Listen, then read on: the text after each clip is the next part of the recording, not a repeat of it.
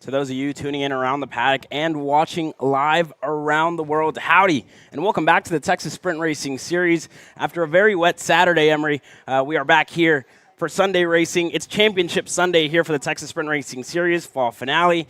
And we're going to start off with a bang here early on. The KA100 senior class presented by Exeter Tech was action-packed yesterday with Jesus Vasquez Jr. taking the win in heat number 1.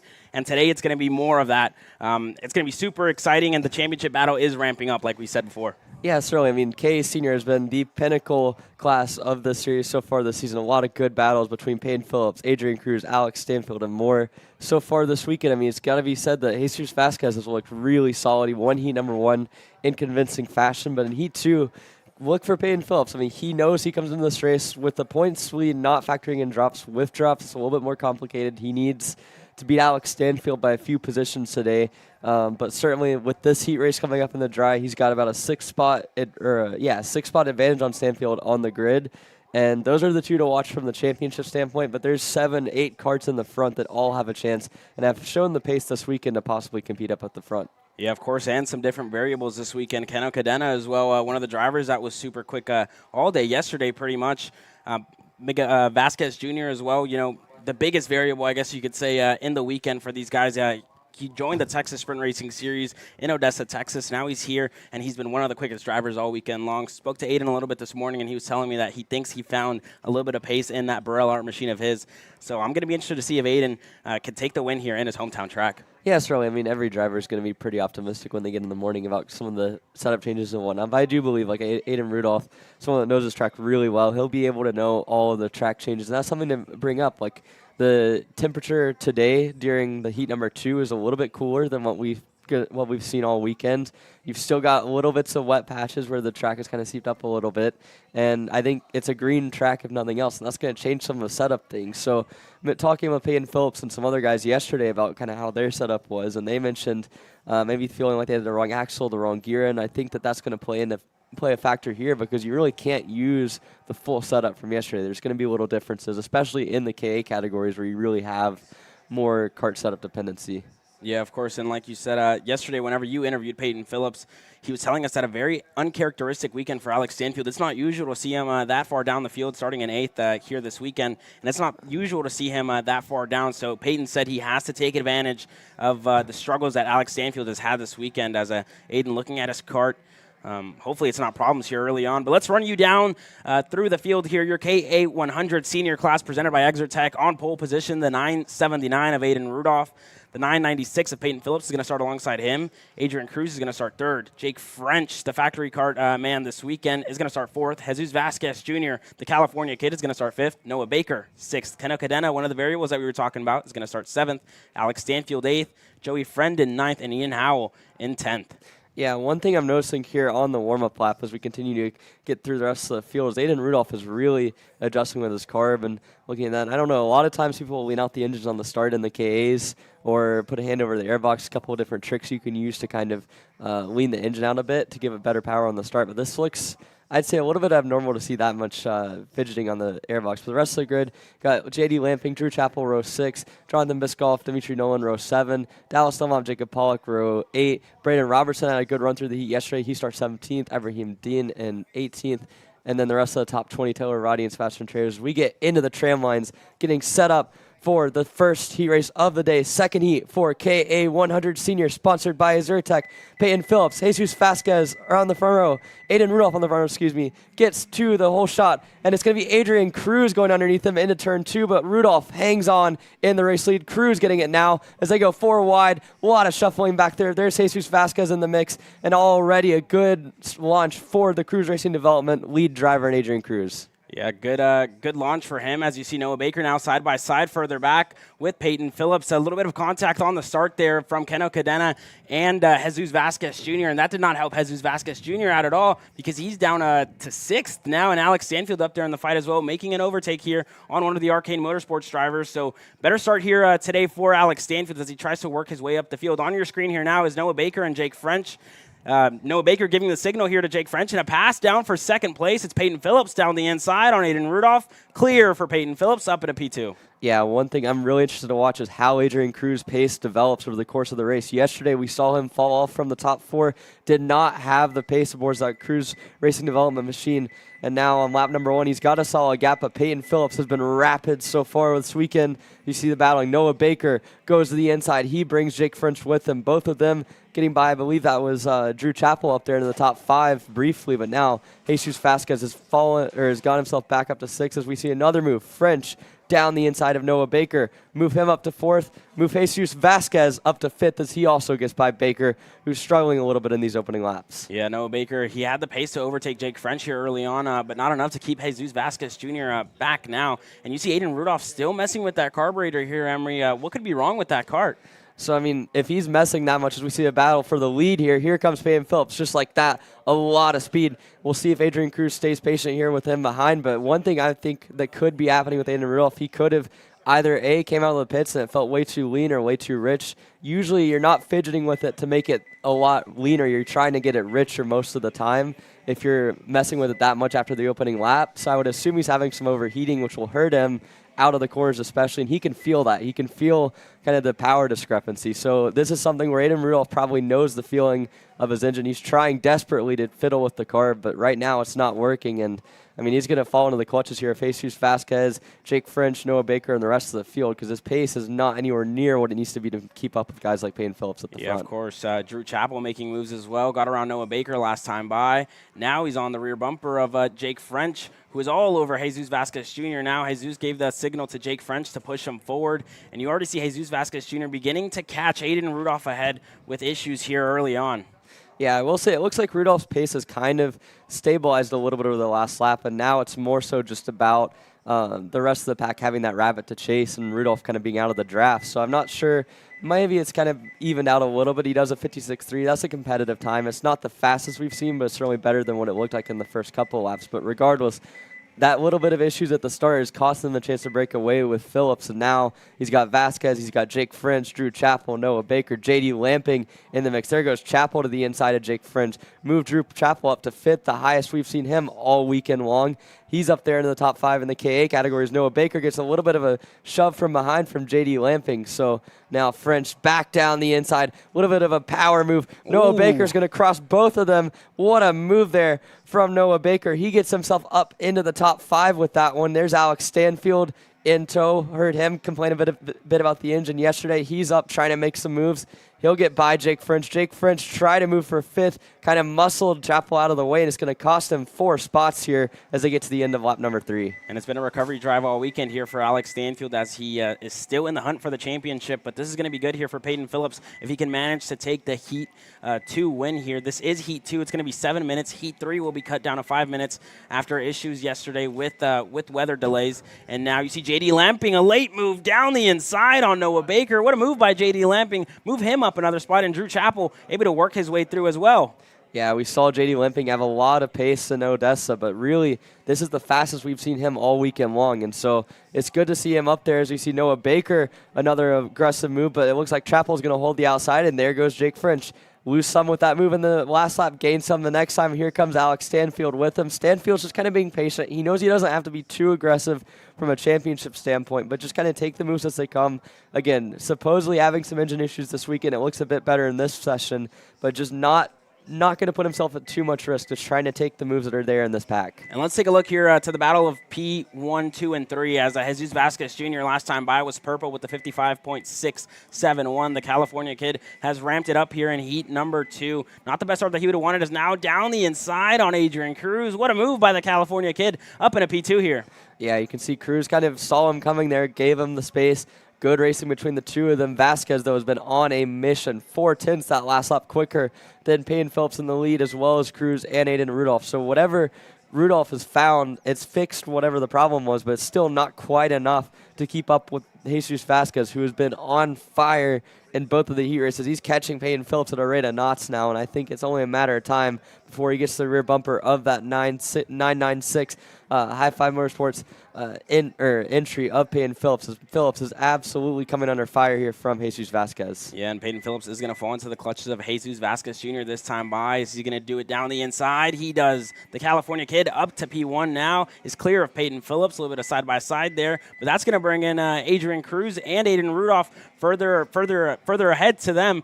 Peyton Phillips opting to not go for the move this time by, but it's a battle of 4 now. Emery for the lead here. Yeah, we'll see how aggressive Cruz is here if he tries to go instantly on Phillips. For Phillips, I mean, you want to kind of keep your eyes up ahead. I mean, he's had so much pace this weekend compared to his championship competitors. We see Rudolph tries a move on Adrian Cruz. I'm starting to think that move might not be there as much as people think it is, but certainly Rudolph tries the move onto the left-hander, does not work out for him. Now he's going to lose a little bit of time with both him and Cruz to the top 2.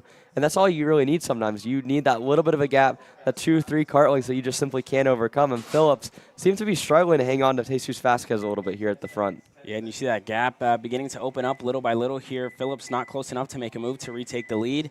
And Adrian Cruz falling back a little bit after Aiden Rudolph tried to overtake him here early on.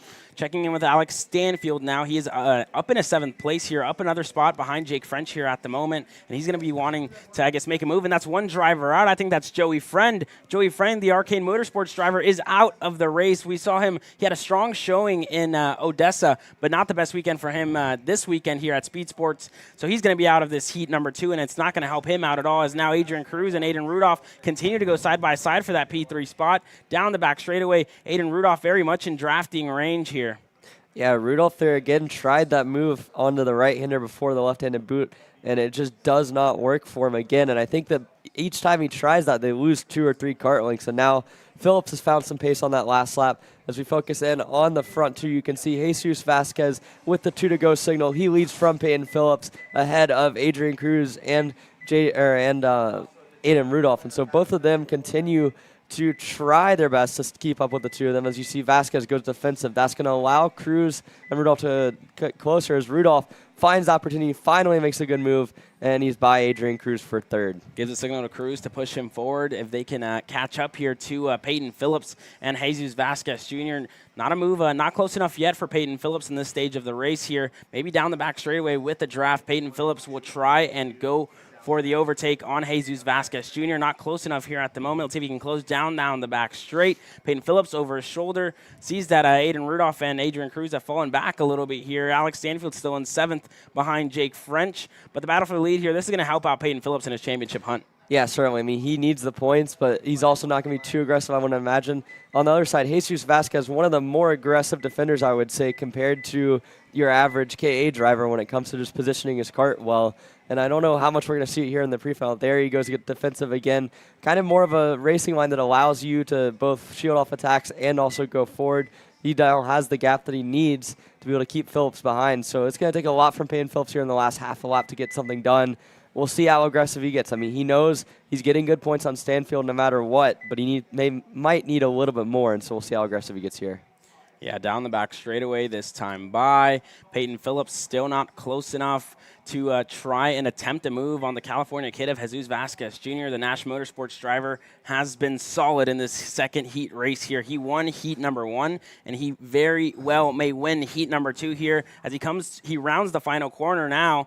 Onto the main straight, and Jesus Vasquez Jr. wins heat number 2 here, and side by side for Adrian Cruz and Aiden Rudolph. It was Aiden Rudolph taking away P number 3. It's going to be Adrian Cruz, P4, JD Lamping, P5, Jake French, a great drive for him, P6, only losing 2 spots considering everybody else that worked their way up. Alex Stanfield in 7th, a spot gain for him. Still not good enough I guess comparing him here to Peyton Phillips. Keno Cadena in 8th, Noah Baker in 9th, and Drew Chappell cracking his way up into the top 10.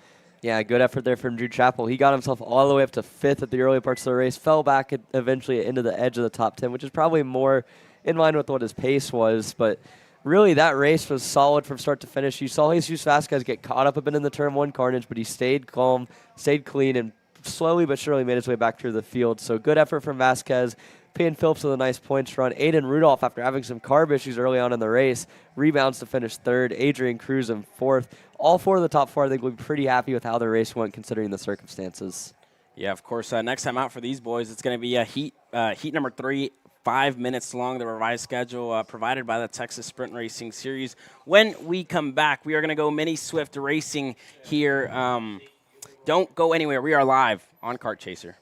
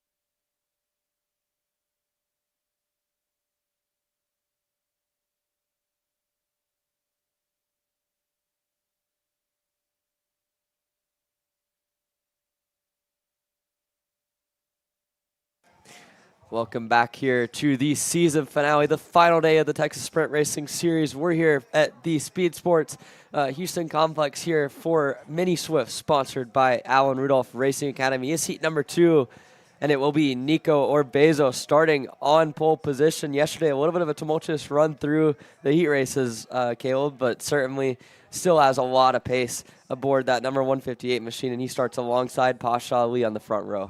Yeah, Nicholas Orbezo and Pasha Ali on the front row. Emerson Lane set to start third. Carson Berry, super strong all day yesterday as well. We saw him battle for the lead at some points yesterday. Sawyer Chambers in fifth, super quick as well. Rodolfo Lavin Jr. In sixth, Simon Klein in seventh, Kadro Mobra in eighth, Sofia Sadagova in ninth, and Mason Berry is going to round up your top 10 here in Mini Swift, presented by Alan Rudolph Racing Academy. It's going to be Nicholas Orbezo and Pasha Ali getting set to go green here into the tram lines, and you see a little bit of bumping here, getting ready to push each other forward, and you still see a little bit some wet spots there on the track, Emery. Just a little bit damp, nothing too excessive here as we are going to get set to go green. The green flag is out. We are racing here in Mini Swift. What a start. Oh, and that's contact early on. And that's Kadjo Milbrand out of the race. And that's another one of the high five drivers. Simon Klein there out as well. Simon Klein out there as well. Contact here early on by these Mini Swift drivers. And now down the inside, it's going to be Nicholas Orbezo and a little bit of a switchback move there. What a move by, I believe that's Emerson Lane here, Emery. Yeah, Emerson Lane with a nice switch back there. You saw the inside line yet again getting a good launch. Sawyer Chambers is in the third behind those front two. And so, again, Pasha Ali falls back to fourth. Carson Berry falls back to fifth. The outside just did not get a good launch. And on the inside line, they all kind of just stacked up there, causing that crash. But now, Emerson Lane, we saw this yesterday. Once he gets into the front, he's had good pace, but he just does not quite have the pace of Orbezo. We'll see if that changes here. Orbezo content to push him early on in the race as you see some smoke coming out of the exhaust of all of the carts at the front of the field, but especially Nico Orbezo coming down to complete lap number 1. Emerson Lane in the race lead, 5 carts behind him, stacking up here at the end of lap 1 here in Mini Swift. Yeah, and Pasha Ali, not the best start here for him. Has a pass down the inside for Nicholas Orbezo, and a little bit of contact there further back by Sawyer Chambers and Emerson Lane, as I think Sawyer Chambers was looking for a move down the inside, could not get it done, and Pasha Ali falls back a little bit more. He's going to fall into the clutch much as one of the Berry brothers now. That's Mason Berry down the inside on Pasha Ali, and he's going to catch up to his brother of Carson Berry, who is now looking for a move here on Sawyer Chambers down the inside for Berry. He can get it done. Clear up in a P4. Yeah, we saw Mason Berry have issues at the start yesterday. He is not wasting any time today. Kind of gives Sawyer Chambers the boot a little bit. The top two in points going at it, and that's going to allow Pasha Ali to get right back by Mason Berry, but he's going to get crossed over now. Drag race down the down the back straightaway. It's Energy Kart versus Sodi Kart. Who's going to get into the braking zone? It's going to be Mason Berry in the 122 machine. And Berry looks a lot more competitive than he did yesterday in terms of pace. We wonder if there are some big setup changes on that kart. We'll have to see, but certainly a good start for your points leaders. He's found his way into the fringes of the top 5 and 5th. Yeah, Mason Berry up in a 5th place here, and his brother Carson Berry up in a P3 here. Sawyer Chambers is the only thing that splits them up here at the moment now. Carson Berry looking for a move on the inside of Emerson Lane for the battle of P2 here. He can get it done. Down the inside, a little bit of a slide job. A little late on the brakes there for Carson Berry. Not close enough, I guess. A little bit of a late lunge there to try and get that move done, but still on the rear bumper of Emerson Lane here, Emery. That was a you don't brake there until you're ahead of him into the corner type of move, and I think it just went a little bit too far for Carson Berry. Doesn't lose too much time in the process, but both of them fighting like that's going to allow Nico Orbezo to get a pretty big lead at the front. I mean, we're talking half a second almost. So now it's just going to be even more than that as they come down the back straightaway. There's Sawyer Chambers and Mason Berry, and there is a much more sophisticated overtake attempt there from Carson Berry as he gets himself up into second. Lane's going to have to fall back to third, and then 4th place now is Sawyer Chambers. Again, that group behind them, I mean, they all have shown decent pace during the weekend. So we'll see. Orbezo seems to have a lot of pace, but right now it's Mason Berry, the fastest one on track, as he closes up to that battle for second. Fastest lap of the race belongs to Mason Berry with a 59.972, and Sawyer Chambers and Emerson Lane at the moment are stuck in a Berry sandwich here, Emery, as they continue to try and pull away from Mason Berry, but he has been the quickest kart all pretty much this race here, and it seems like he found something overnight here, Emery. Yeah, I'm not sure exactly what that was, but now is he going to try another one? Not quite. We saw in the KA race, that's a risky move to make, especially when you're in a pack like that, as you see Sawyer Chambers kind of going to drive underneath Emerson Lane. That was impressive. He might not get the position because of the draft effect, but to be able to drive underneath the cart right there just like that's very impressive by Chambers. He's going to get stacked up a bit behind Emerson Lane, who I think is probably the weakest kart in that group in terms of pace right now, because every time he gets past, he's the one that kind of drops everyone back behind him. And so I think Sawyer Chambers is probably seeing that. It's like, I need to go now, as he's instead going to be passed. It's a pass or be passed type of business here, as Mason Berry gets himself up into 4th. Now he'll try to go to work on Emerson Lane in the number 150. Yeah, and Carson Berry, last time by, he was fastest with a 59.876 as he continues to close down that gap to Nicholas Orbezo in the lead here at the moment, Emery. Yeah, we'll see how that goes as we shift our focus up towards the front 2 right now and then back from 3rd on back. You can see that's the gap. Orbezo to Carson Berry, only about 2 kart lengths right now. He has really closed up that gap, and then you can see about 5 kart lengths back, so we can almost fit 1st through 6th into one frame, but Orbezo's big lead at the beginning is starting to come down. Not only is it Carson Berry closing in, but it's everyone other than Emerson Lane in that top 6. So Lane's still under fire behind him. That's kind of keeping the rest of that group at bay. But Carson Berry has cleared that group, and now he's setting his sights on the number 158. Yeah, that gap continuing to close down now at 0.2 of a second. Mason Berry with the fastest lap that time by. Carson and Mason Berry are switching purple lap times here lap by lap, as now Mason Berry up in a P3 past Emerson Lane here. So it's going to be Nicholas Orbezo still in the lead here, but it's Mason Berry now. A little bit of a defensive move there behind to Emerson Lane as Mason Berry tries to stay ahead here. Yeah, Mason Berry there, a critical move. I thought for one moment there that Orbezo was going to come under fire from Carson Berry in the race lead. Did not happen there into that turn 4 complex, but now it is going to happen. Look at it. Carson Berry, an aggressive move, gets it to stick there, and he's got the race lead, and now we have a 5-kart train at the front of the field all the way back to Sawyer Chambers. We'll see, does Orbezo push? He does. Content to just stay behind for now, and you can see Mason Berry right there. He started this race in dead last, and it's only taken him 4, almost 5 laps to get right to the bumper of your 2 leaders is now coming down the main straightaway. We're looking at probably 1 more lap plus 2, so 3 more laps of this race. Heading into turn number 2, Orbezo's going to go right back on Carson Berry. Here comes Mason side by side between the Berries, and it's going to almost end up in contact, but as it is, Carson Berry hangs on to P2. And it now turns into a 5-kart battle as Emerson Lane has worked his way back up, as well as Sawyer Chambers, who's up there right behind Emerson Lane. Last time by for Mason Berry, he was quickest, 7 spots gained for him, and he's going to give the push to his brother Carson Berry now. The 2 of them now are going to try and chase down Nicholas Orbezo, but Mason Berry's going to come under fire to Emerson Lane, and he's off the racetrack here, Emery. Yeah, Emerson Lane there, a bit of a hip check. We'll see how that works out, but he's got himself up in the second, and that corner has been a death trap for these mini Swift guys. We saw yesterday Orbezo getting pushed wide there. Now, again, we're seeing it with Mason Berry getting shoved off, and that kind of undid a lot of the good work as we see more contact. There goes Orbezo into the back of Carson Berry. So those top 2 getting a little bit aggressive here. We'll see if we get the 2 to go this time through. Looking for it. We've got it. Sticks in the air. It's 2 to go. It's a 4-kart pack. Pasha Ali joining from 5th, and we've got a crossover for the race lead. An over-under move there by Nicholas Orbezo and Emerson Lane trying to work his way through, and the Berry's around. That's Carson Berry who went to around there, dropped the tire into the grass, and now side by side for Sawyer Chambers and Emerson Lane. It's going to be Sawyer Chambers down the inside, able to get the move done, and Emerson Lane still on the outside there, but now slots back into position in between Pasha Ali. And another move down the inside there by Sawyer Chambers, by Emerson Lane, up ahead of Sawyer Chambers now. I'm sure the Berry brothers are not going to be big Emerson Lane fans after this one. I mean, I guess you get a 2-for-1 discount on that, getting two straight laps there, making contact with the 2 Berries, and now he's given Nico Orbezo a big lead at the front. Sawyer Chambers going to try to make a move here on Lane coming into the back section, cannot make it happen. Pasha Ali's joined the scene as well. The guy who's gone purple in this race in the Sodi cars, he comes down to 1 lap to go. Emerson Lane is going to have 2 karts right at his rear bumper. As we see now, Orbezo takes the white flag, and the battle for second is going to be the one to watch here as we get to the last lap. Yeah, Nicholas Orbezo still with a significant lead here. The white flag was out last time by. As you see it waving there on your screen, and now it's Emerson Lane and Sawyer Chambers. This Sawyer Chambers going to go down the inside. He's not. Emerson Lane goes a little bit defensive there. Out of the hairpin now. Pasha Ali all over the rear bumper here of Sawyer Chambers. This is going to give him the push down the inside. Pasha Ali setting up an over-under move, not close enough to get it done. Sawyer Chambers still in P3 here. And Emerson Lane looking over his shoulder. He knows Sawyer Chambers is still there down the back straightaway now. Sawyer Chambers is going to be close enough to try and make the move, but will he get the push here from Pasha Ali to get it done here? And you see Emerson Lane looking over his shoulder.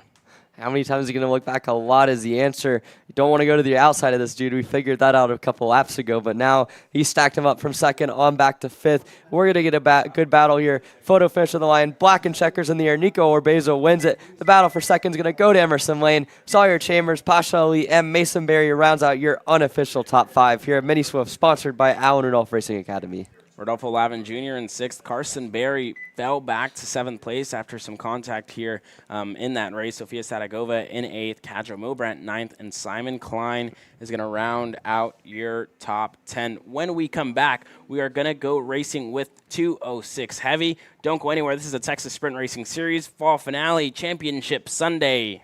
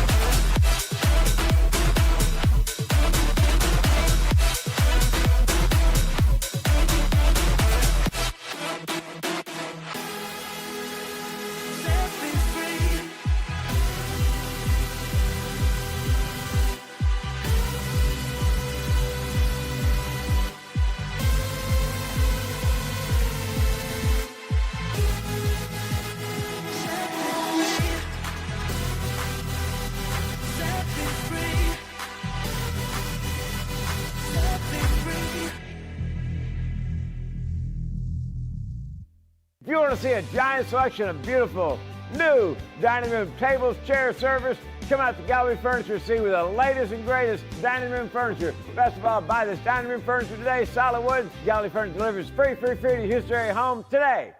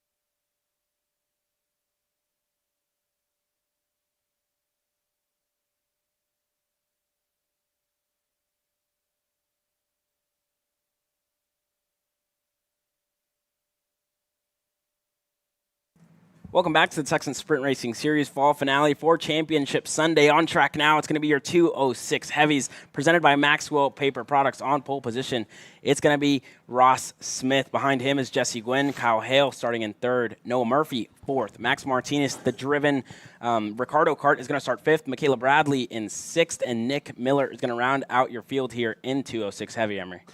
Yeah, yesterday we saw a really good battle between Ross Smith and Jesse Gwynn, both of them putting on a show in heat number 1. Ultimately, Gwynn having the pace to match and ultimately beat Ross Smith. So I think both of them should have a good race. You see some positive reinforcement there between the top two. A lot of good gestures going on behind them. Not as many good gestures so far, and a little bit of stacking up, if anything. But I think this should be a good race. The top two clearly have a bit of a pace advantage over the rest of the field this weekend, and I think it's going to be a fight for first in this heat, and we'll see if anyone else can join in the battle between the top two. Ross Smith looking for his first win here at SpeedSportz Racing Park. Could not get it done in the opening round. He finished second behind Jorge Ruiz, who took the win in the first 206 Heavy race here of the year. And now it's going to be Ross Smith starting on pole position here. Jesse Gwynn alongside him, the VLR factory driver. And Jesse Gwynn has really taken the fight here to Ross Smith all weekend long as they are getting set to go green here into the tram lines. They will go. Jesse Gwynn, Ross Smith. They are getting set here into the tram lines now, and our flagman Porter is going to give us the green flag here shortly. The green flag is out. We are racing here in 206 Heavy, and side by side, Noah Murphy taking a peek there down the inside, cannot get it done, and Jesse Gwynn's going to fall back behind Kyle Hale. Max Martinez looking to slide in, and Jesse Gwynn off the racetrack. The VLR driver could not get it done there, holding it around the outside, and he falls back to last here. Nick Miller able to overtake him, and that's going to give Ross Smith an early lead here, and a heavy drive back here for Jesse Gwynn here, Emery. Yeah, that is a killer, and we've seen it all weekend long. The guy on the outside of row 1 has a massive disadvantage. You'd almost rather be in third because not only can you get the second spot, you can also challenge for first as we see more battling behind them. I think that's Max Martinez as well as Kyle Hale battling for that second spot as they go side by side into the back boot.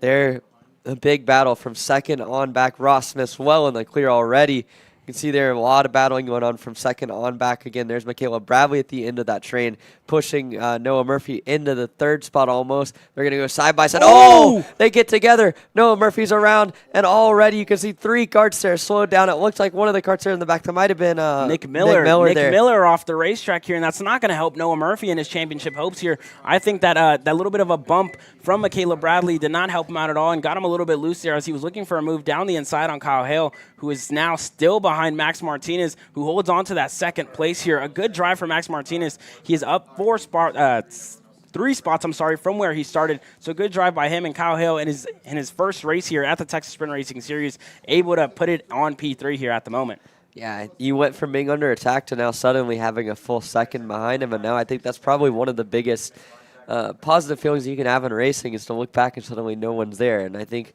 right now at the front, Ross Smith has that because he's just simply faster than everyone that he's been able to race against. And Jesse Gwynn has a lot of work to catch up to him. But behind them, I mean, you've got Max Martinez, a nice start from 5th to 2nd. Kyle Hale's holds steady in 3rd. I don't know if he has the pace he really wants in that kart right now, but certainly a good effort from him. And then behind him, Jesse Gwynn, because of that incident between Bradley, Miller, and Murphy, it's kind of given him a second lifeline here. He's almost back up to the top 3. So, again, Jesse Gwynn has had the pace to maybe match Ross Smith all weekend long.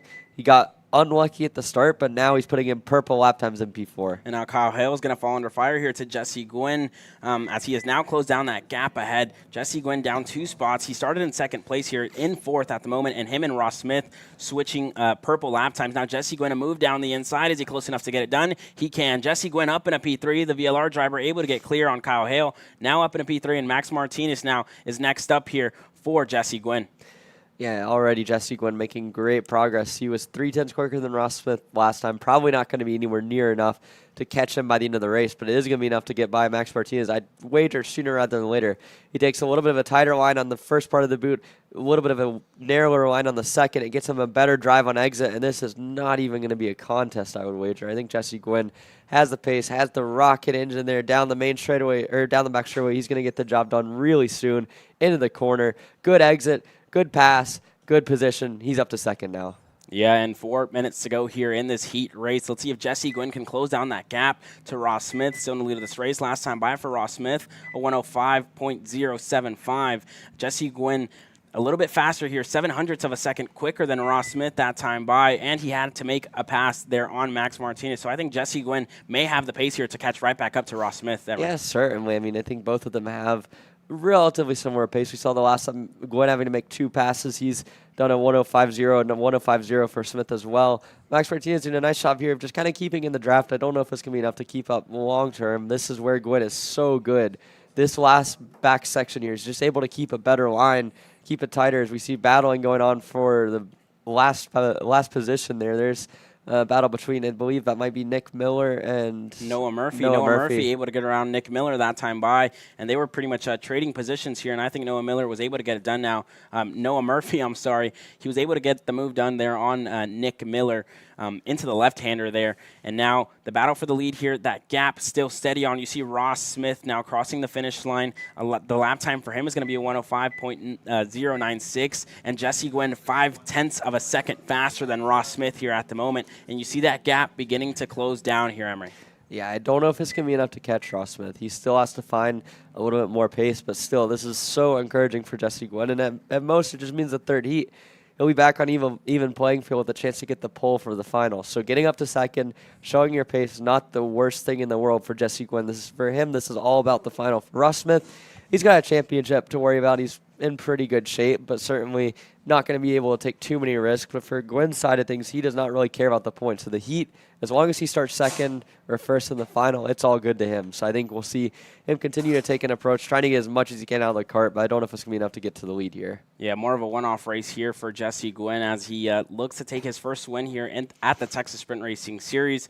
And you see that gap closing down little by little. I don't think it will be enough here as we are going to get set to go with 2 minutes left in this heat race. 7-minute heat races with the revised schedule. It's going to be 5 minutes for heat number 3. And you see the lap times coming purple once again here. 0.9 quicker than Ross Smith last time by for Jesse Gwynn. Lap time of a 104.254. That's that gap now at a second and closing by the second.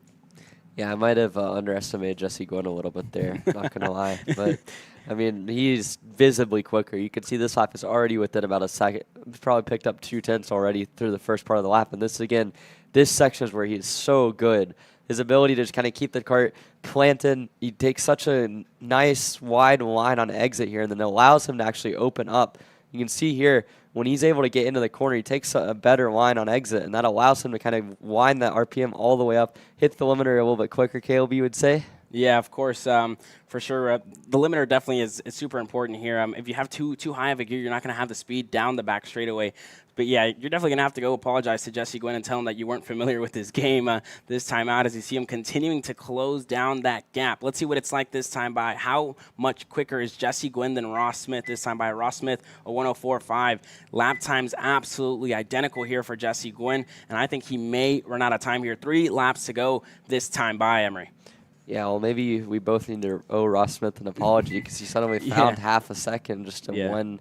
Well, I don't know if he was looked back, saw, okay, he's a little bit too close. I need to pick up my game a little bit. But Ross Smith finds that half a second. Jesse Gwynn not able to get down to the 2s again. So we'll see. I'm not going to rule out Jesse Gwynn anymore. I think I've learned my lesson on that one. But still, yeah. I mean, this stuff is so important to watch because you're really seeing the 2 best karts by a mile. And really, to be honest with you, the 2 karts that I would say have any chance of a win without barring something crazy happening. So kind of seeing how they play each other, seeing what the differences are in line. I think now you're seeing Ross Smith has clearly picked up the pace, although Gwynn, it looks like, has made a little bit of inroads on the gap on this lap. This is going to be solid information to take into the last couple of races of the season. Yeah, and I think for Jesse Gwynn, he just has much better exits in the slow-speed corners than Ross Smith. A little bit of a later turn in there by Jesse Gwynn this time by Ross Smith. Personal best lap time for him, and he is a 10th quicker than Jesse Gwynn here as it stands. That gap back down to a 1.5 seconds. So I don't think it's going to be enough here for Jesse Gwynn as the 2 sticks are in the air now, and Ross Smith and Jesse Gwynn did get those 2 sticks in the air. So it's 2 laps to go here, Emery. Yeah, Caleb, I mean, you said you were practicing with these guys on Friday. Was there anything that you noticed about either Ross or Jesse that you think is going to be relevant as we get to the last couple sessions of the day? Yeah, I mean, I ran a little bit side by side with Ross, and he was super quick down the straightaway. I didn't have the chance to run with Jesse Gwynn. I was on much older tires, I guess, on the Avincos, and he was able to pass me with pretty much no issue. He seemed super quick, and I learned a lot from him. Being behind him, learning his lines. So I learned a whole lot from him, and I think being behind him got me a whole lot faster on Friday. Good to know, good to know. I mean, Ross Smith certainly has been fast all year long. This weekend, no exceptions. He comes down to take the white flag. Jesse Gwynn not going to be able to make up that much time in one lap. Maybe it's because he didn't run with Caleb Vieska during practice. But, I mean, he's making inroads. I think he's got to be optimistic about his cars. He hits the last couple races, but he's going to come up about a second short, which, considering he was halfway in the dirt, halfway spun out on the first lap, has to be pretty impressive. Yeah, 2 seconds quicker that time by for Jesse Gwynn. That gap, down to 1.238. So a second and 2/10 in between them. And I think Jesse Gwynn is closing down little by little, but is not going to be enough here. Michaela Bradley able to work her way around Kyle Hale, and she's now up in a P4 in a weekend where she hasn't really had the pace to contend for the top 3, but now it seems like she's found pace overnight, and she's up in a P4 now. Let's see if she can make moves in heat number 3 and in the final, because these finals are 15 minutes long, so it's going to be a much longer race, double the heat time, and now the black and checkered flag are going to wave this time by. It's going to be Ross Smith taking the win here in heat number 1. Jesse Gwynn will ultimately finish second. And there you have it, Ross Smith taking away heat number 2 in 206 heavy, presented by Maxwell Paper Products. And on the final lap, Jesse Gwynn throws in a heater to close 7/10 of 104.0. That sounds pretty ominous, but Gwynn was able to find that pace, not necessarily consistently. He kind of went back and forth, trading lap times with Smith for a bit, but to find that pace at the end of the race is so important. I think it bodes well for him going forward. But Ross Smith, another commanding heat race performance. He wins over Jesse Gwynn. Max Martinez, a good run at 3rd from 5th on the grid. Michaela Bradley gets up to 4th after her scuffle in the opening couple laps. Kyle Hale down to 5th. Noah Murphy, I mean, this weekend could not have gone any worse for his championship hopes. Just seems to lack a little bit of pace and got caught up in that incident. So not ideal for him, but on the flip side, a good race for Ross Smith. Yeah, great race there for Ross Smith. Jesse Gwynn as well, able to have a commanding drive back. He fell down to 7th, able to work his way right back up the field. Noah Murphy was able to get back up in a 6th, but it seems like the championship is slipping away from Noah Murphy here this weekend. Up next, we have KA100 Junior. It's been an action-packed class all weekend long here, Emory. I mean, we know that championship is super close as well with Diego Guillo, Justin Music, Beckett Friesen, a lot of big names. Landon Skinner as well contending for the championship here. And Emory, you're going to give us a little rundown of what Diego Guillo and company need to, I guess, catch up to Landon Skinner, who is currently in the lead of the championship. Yeah, so it's one of those things, actually, where between the two of them, Skinner leads on total points, but as they came into this weekend, Guillo had the lower drop, which means that he drops fewer points. And so if you look at the points coming into the race, they were almost dead even. I mean, we're talking about roughly a 72-point or 64-point cushion from Skinner without drops, but with drops, 8 points in the favor of Diego Guillo, who has actually done a good job here this weekend so far of just adding to that tally. He won the pole. He won the first heat race. We're going to see what he can do in the second heat race, but he's been commanding. And on Skinner's side, not really bad. He qualified 8th. In the first heat, he got all the way up to 2nd before falling back to 5th.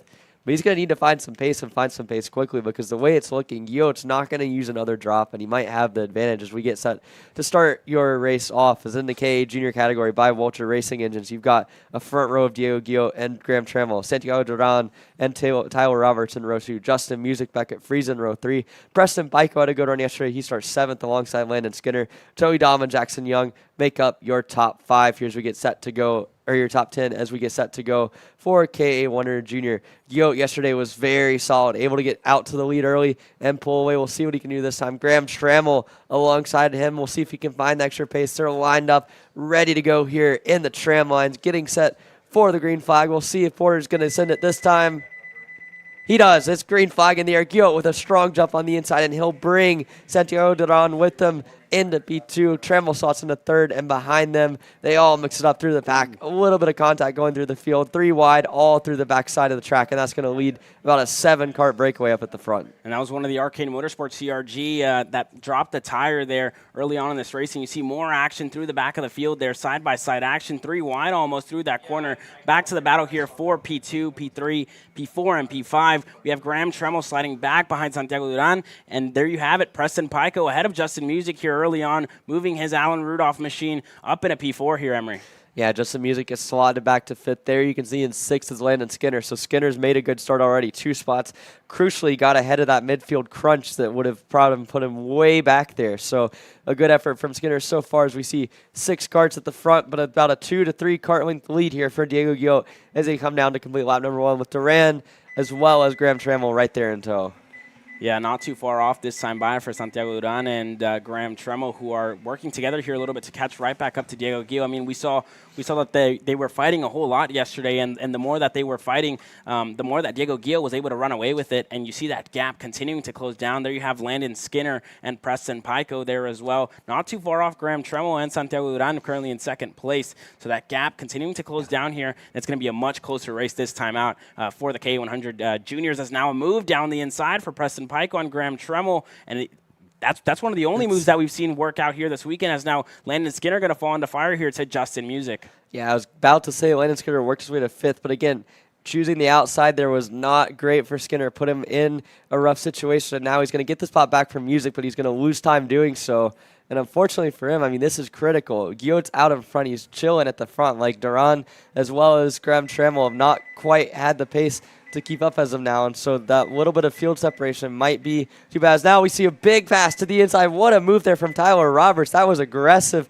He got by Justin Music. He nearly got by Landon Skinner doing that. So bold on the brakes for Roberts. He's going to go for one more here, almost sitting it. This is crazy stuff here from Tyler Roberts, just going full send into the braking zone, and he's got himself up into 5th. Yeah, and Landon Skinner wasn't too happy with that move there. He feels like they're losing time there, and that gap is continuing to open up there to Graham Trammell, currently in P4 here. Preston Pico was purple last time by with a 57.135. A good lap by Preston Pico in that Alan Rudolph machine. Has more side-by-side action here on your screen. It's Landon Skinner and Noah Baker, who's further back there, Emery. Yeah, that looks to be Landon Skinner down the inside of Tyler Roberts, sending it through there. You can see Skinner into 5th now, and a big gap back between the top 4 and Skinner in 5th. And again, for Skinner, that one move that put him on the outside of Justin Music is now going to be critical, because that's cost him 2.5 seconds when you consider all the battling. And that's brought everyone back in from that second back. And you can see Beckett Friesen has made a move up into 8th as he goes purple the last time by a 56.6. That's a 10th quicker than your leaders are doing right now. Yeah, good lap there by Beckett Friesen. Has a move down the inside there by Derek Wargo and Jackson Young. I think Jackson Young able to work his way around that driver. So now Jackson Young is going to find himself behind Beckett Friesen, as now he's going to look for a move on Tyler Roberts. Not close enough this time by. Let's look at the battle here for P2 with Preston Pico and Santiago Duran. Preston Pico able to get around his fellow teammate of Santiago Duran. Now Preston Pico up in a P2, and it seems like he has a handful of pace in that Red Speed machine here, Emery. Yeah, certainly. This has been an Alan Rudolph Racing Academy. Just complete domination here so far this weekend. You're seeing Preston Pico work his way up into the top 3. He's now up into 2nd with a 56.6 the last time through. Quicker than your race leader, just barely. But that top 4, I mean, without the pressure from Skinner behind, they can work together, and it might not get them back up to Guillot, but it certainly will keep them away from being under pressure from behind. Yeah, of course, as you see, I think that's one of the Iron Rock Motorsports machines. No, that's Landon Skinner here, I'm sorry, who is trying to work his way right back up to the field. Justin Music behind him, and Beckett Friesen and Tyler Roberts still further back in the field here. But this is the battle for P2. Preston Pico has a handful of pace, and my question is here, is he going to have enough to catch up to Diego Guillot, who's been in a class of his own all weekend long? Yeah, he's going to need some help, certainly. And Guillot is just in a rhythm right now up at the front, clicking off just slightly quicker laps every single time. It's taken Pico a few laps to get to 2nd, but he certainly has had a lot of pace in this race and in the first heat race as well. This lap looks to be pretty good. Not sure if it's been a lot closed down from Guillot. We'll see what the gaps are as they cross the start-finish line. He goes purple, only just over Diego Guillot. But behind them, Landon Skinner, again, lost a lot of time with that Justin Music move, but since then has been on fire, and he's bringing Music with him towards the top 4. Yeah, of course, a good drive back up the field for Landon Skinner. It has been all weekend long. But Preston Pico and Santiago Duran seem to be working together here at the moment. On your screen there is Landon Skinner, that Alan Rudolph Racing Academy machine as well, OTK, and he's had a handful of pace. He's obviously in the fight for the championship, so it's important for him to make up as many points as he can here, Emery. Yeah, I mean, we're talking about a situation where Guillot's almost certainly going to get the 100 points for winning all the heat races if he can just hang on in the 30 to not finish lower than about 3rd or 4th.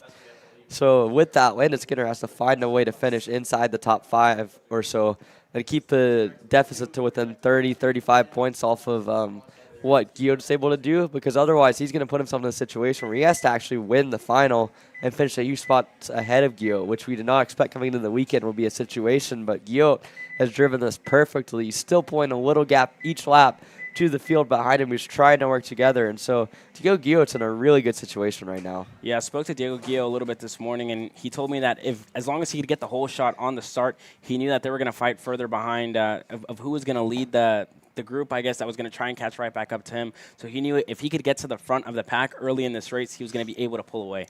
Yeah, and this is one of the few racecraft things I think is different between junior and senior. In junior, you're really seeing a lot of these guys kind of fight amongst themselves for second. You really kind of have a little bit of an ego match going on, whereas in senior, you see a guy that pulls away like that, and you know that you have to kind of work together a little bit to at least try to make it difficult for him. I mean, it's one of the things we see in the national scene all the time. I mean, the last major X30 race we just saw with Harley Keeble is a good example of that. You get to the front, you try to make those guys' life miserable as we get the 3 to go, one more lap until we get the 2 to go signal. But I really think in the final, if they want a shot at beating Diego Guillot as we get to E3 and beyond, you're going to have to find a way to work together and kind of almost coordinate an attack on him, because otherwise Guillot's just going to walk off in the clear. He has the pace by himself to outrun these guys working together. Yeah, of course, and you see that gap to Preston Pico and Santiago Duran beginning to open up little by little here. Not enough, and Graham Tremmel looking for a move down the inside on Santiago Duran. He can get it done. Graham Tremmel up in a P3 here. Yeah, good move there from Tremmel. Again, Tremmel yesterday struggled a bit for pace. Today seems a little bit better than what we saw from him yesterday.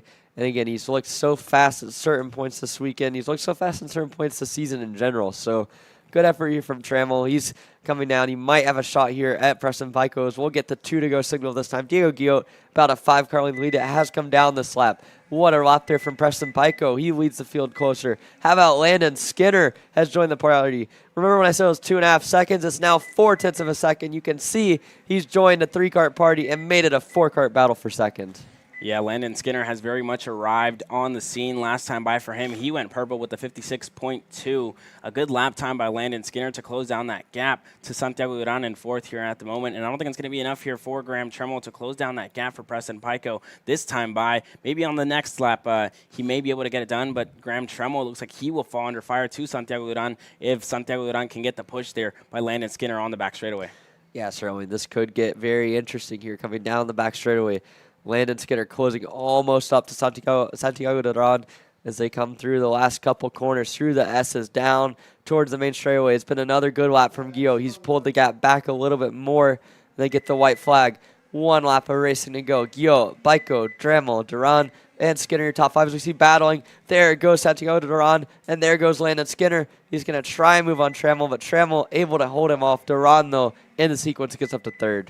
Yeah, and there you go. A little bit of a defensive move by Santiago Duran to try and stay ahead, and Landon Skinner trying to work his way through. That's Graham Tremmel off the racetrack. A little bit of a shove there, and now it's Landon Skinner up in a P3. A great drive back. It's a Alan Rudolph Racing Academy 1, 2, 3, 4, Emery.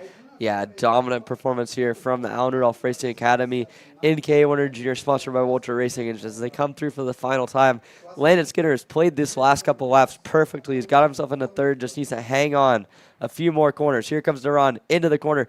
Bump and run attempt, not going to work there. Skinner's going to hold off, but at the front, his main championship rival, Diego Guillot, for the 2nd time in 2 heat races, takes the win in Walter Racing Engines K100 Junior. A commanding drive by Diego Guillo to take away the race win here for Heat 2 in the K100 Junior class presented by Vulture Racing Engines. It's Preston Pico in second, 5 spots gained for him. A great drive up for Preston Pico. Landon Skinner, 5 spots gained for him as well. He's going to finish third. Santiago Duran in fourth. Graham Tremmel, fifth. Beckett Friesen, sixth. Jackson Young's going to finish 7th.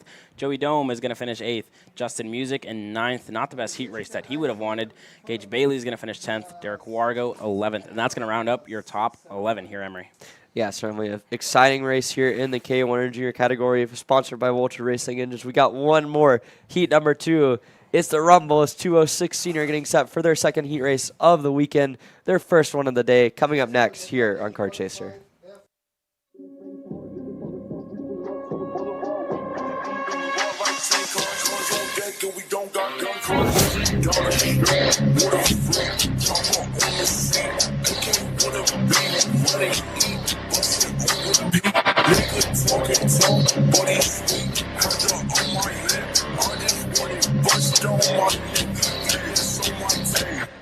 If you want beautiful, solid wood, made in America dining room furniture, come out and see the new selection of beautiful dining room tables, chairs at Gallery Furniture, and best of all, buy this beautiful, oh so comfortable, made in America dining room furniture, tables, chairs, servers. Gallery Furniture delivers free to Houston area home in 3 or 4 hours tonight. Make family members on your beautiful new dining room table and chairs.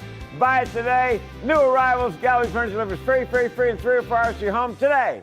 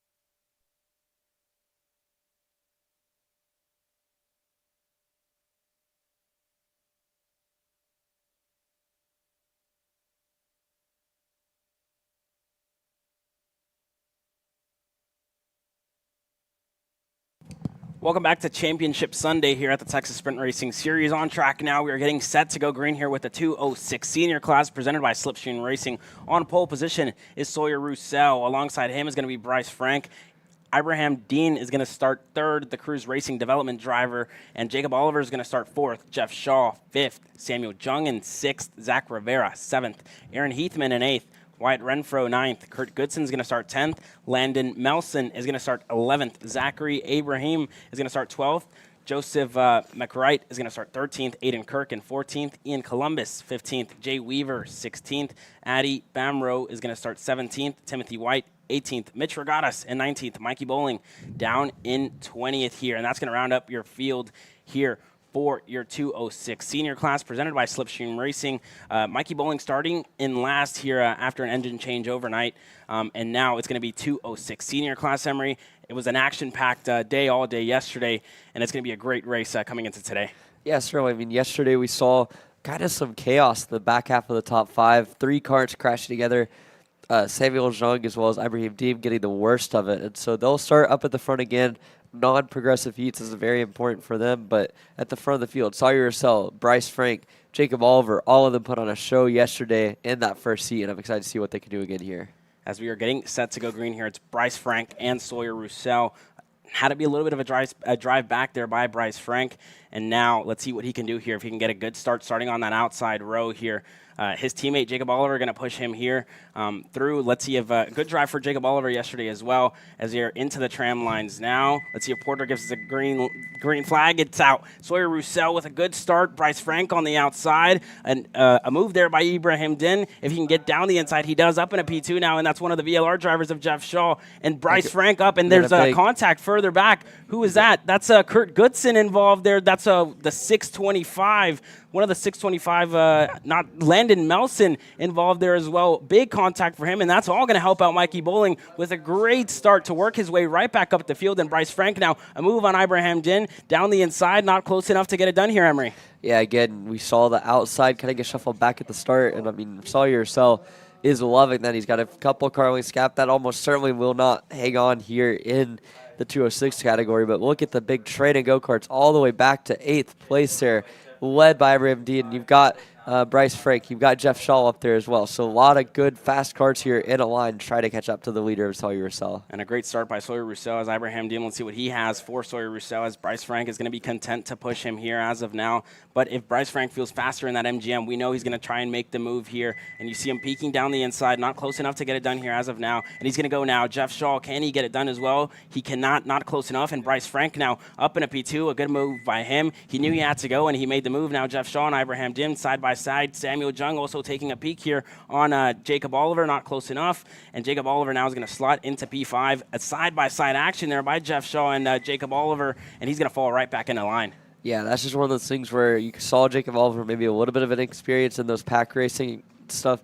Cannot afford to pull underneath like that because it puts you under threat from the carts behind when they can slip underneath into that gap. So not ideal there, but at the front, it's now officially an 8-cart train for the race lead, or 7-cart train, excuse me, I can't count, but we're seeing now they're continuing to battle up. There's Bryce Frank. He's got himself into second this lap. He's looking for the lead on Sawyer Roussel.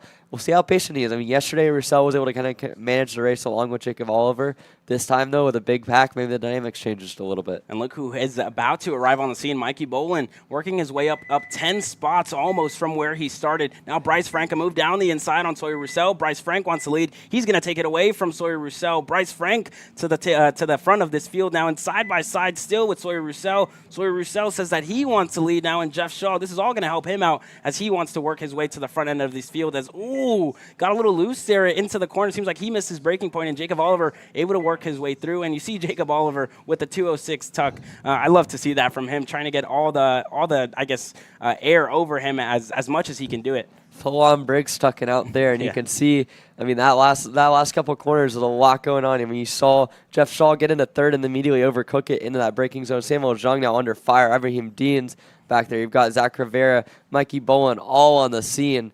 And what this is doing is kind of giving a little bit of breathing room for your top two of Bryce Frank and Sawyer Roussel in the top two. And then you've got third and fourth as well. I mean, all of these guys up there, I mean, all the way back to really ninth. Looks like a big train of go-karts as they come down to complete yet another lap. There's Jacob Oliver up in the mix again. Jeff Shaw's barely hanging on to the top 3. It's the top 3 from yesterday. Saw yourself, Bryce Frank, Jacob Oliver back at the front again. And checking in with Mikey Bowling. We saw Roussel dropped a wheel there out of the turn 2 complex, and now he's going to be under fire. Full defensive mode. White lining it into turn number 4. Not going to happen. A solid defensive driving there from Roussel. Crossover attempt by Bryce Frank, but there's just not enough of a run to get it done. But what that did do, what that escape by Roussel did, is going to bring the rest of the pack in as Frank, a little bit of a desperation move to the inside of the double left there, and it doesn't work out. He's going to lose 2, maybe 3 spots here. Samuel Jung arrives on the scene. So a lot of carnage there and chaos after Sawyer Roussel kind of made a couple of mistakes in a row and opened up the whole pack to come after him. And on your screen now is Mikey Bowling. He has the fastest lap of the race with a 103.7. Mikey Bowling absolutely flying here, almost a second quicker than everybody else behind. And he continues to catch here. This race has pretty much fallen into his hands here. Up another spot. He's up 13 spots from where he started, Emery. Yeah, impressive stuff here from Mikey Bowling, and changed the engine before the race. We saw how quick he was yesterday. He's not lacking for pace at all as we see more battling. Bryce Frank trying to get a crossover look. Now, though, you can see the guy who is going to get a crossover is going to be Jacob Oliver. Yesterday he led. Today he's going to try to lead. Whoa, that's right on the line there. Roussel's going to try to shut him off. It's not going to work. Now 2 by 2, the front 2 going into the left-hander. We'll see what happens here. They're going to go 3 wide briefly. And now side by side. Again, Roussel going to hang on. He's going to force Oliver wide. There goes Jeff Shaw into second. What a battle that we're seeing here. 9 carts deep. Just completely shuffling up, and Sawyer Roussel doing everything he can to hang on to the lead here. The gloves are off here in 206 as now Zach Rivera able to work his way around Mikey Bowling, who is further back, and they continue to jockey for position here early on. I thought Jacob Oliver was going to be able to get it done, and then I saw an over-under move by Bryce Frank, and he couldn't get it done. Nobody's giving anybody any space out here, Emery. Yeah, it's a straight up white line intense Briggs racing here coming down lap number 4 in the books. We'll see how aggressive Sawyer Roussel is defending. A lot of white lining going on into turn number 1. Roussel's going to get under attack again. Here goes Jeff Shaw. He's going to try to overcook it. He does just a little bit, and that's going to back everyone up yet again. Roussel not going to waste any time. He's going straight back for the lead. Call that an aggressive move. Call it whatever. Call it a race leader. Sawyer Roussel into the race lead again. Jeff Shaw, Jacob Oliver fighting for second, and that's going to allow Bryce Frank back up to third. The moral of the story here is whoever tries to cross over Sawyer Roussel comes off short, but it doesn't matter because Jeff Shaw goes right back to the race lead. And now, for the first time all race, Sawyer Roussel is officially in second with no avenue to the first yet. We'll wait a couple quarters for that. Yeah, and Zach Rivera trying to work his way around Jacob Oliver here, not close enough. And I think Zach Rivera is going to fall in the line. You see that Briggs tuck there by Jacob Oliver, giving the signal to his teammate to push him forward. And Sawyer Roussel down the straightaway, not close enough to make the move on Jeff Shaw. Jeff Shaw is going to lead Zach Rivera in P5 and Mikey Bowling in P6. We see 2 VLRs and 2 MGMs up into the top 6 here, Emery. Yeah, a lot of inter-team battling going on here as you go down the back in the main straightaway, looking at about 3 laps of racing to go. Down the main straight again. There comes the battle to the inside. They're going to go 3 wide. Whoa, Sawyer Roussel saw Bryce Frank coming in and shipped it to the inside of Jeff Shaw. And Samuel Jung's off. Samuel Jung again off the racetrack. And again, this is not what he wanted after a rough heat 1. Another off-track excursion in Heat 2. And we continue on with another 6-kart battle in the line for P1 again. Roussel's in the clear just a little bit. Bryce Frank's going to get himself back up to second.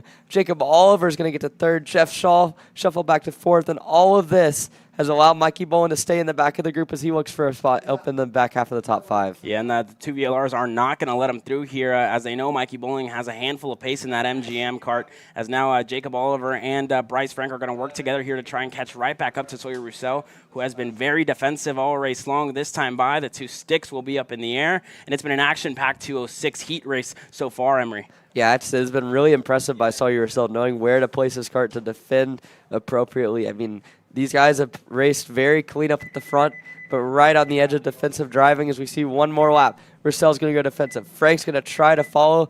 Now we're going to set up for possible crossover action coming in turn number 4.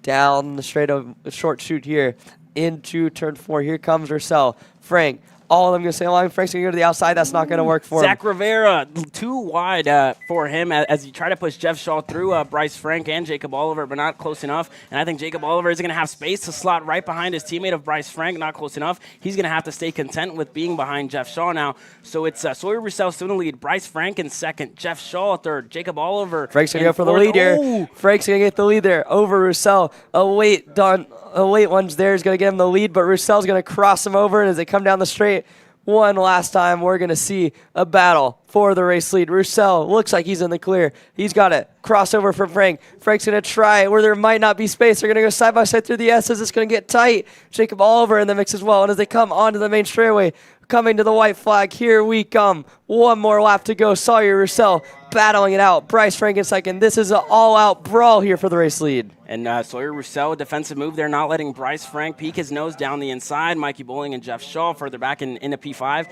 Side-by-side action for them. Not close enough for Jeff Shaw or Mikey Bowling, to make the move. Now you see Sawyer Roussel go defensive again. Jacob Oliver peeking his nose down the inside on his teammate. Not close enough to get it done. And Jacob Oliver's going to, if Bryce Frank wants to get past Sawyer Roussel here, he's gonna need the push from two of his teammates, either Mikey Bowling or he's going to cross him underneath. Under. Yeah, how about that one? Inside goes Bryce Frank, but he doesn't block. And that's going to let Roussel cross him again. We're seeing crossover after crossover after crossover. Roussel can't quite park it on the apex, and now Bryce Frank in a side-by-side situation.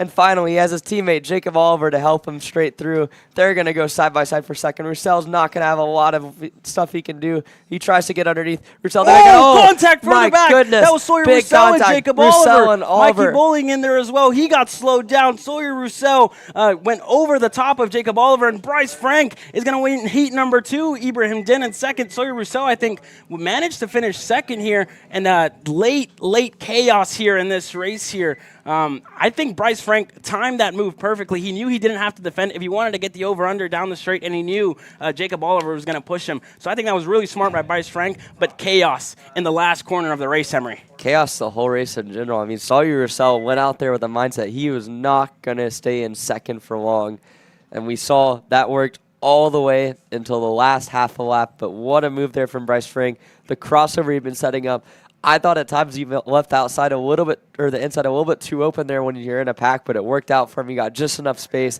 had his teammate give a good push, and unfortunately for his teammate and Jacob Oliver, come up worse with a big contact in the last few corners. But man, what a race there in 206 Senior.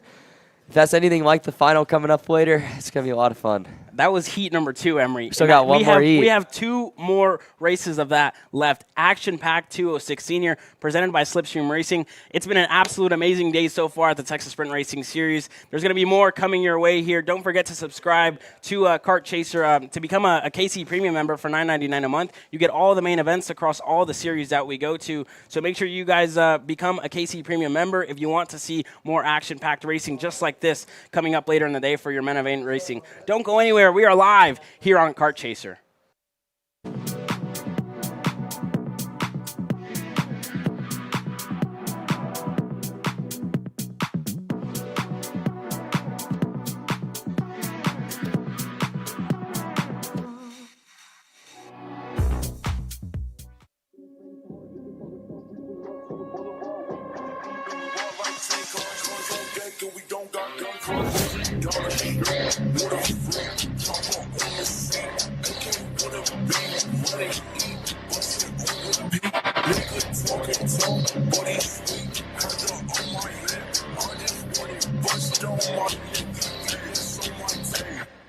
If you want to see a giant selection of beautiful new dining room tables, chairs, service, come out to Gallery Furniture, see with the latest and greatest dining room furniture. Best of all, buy this dining room furniture today, solid wood. Gallery Furniture delivers free to Houston area home today.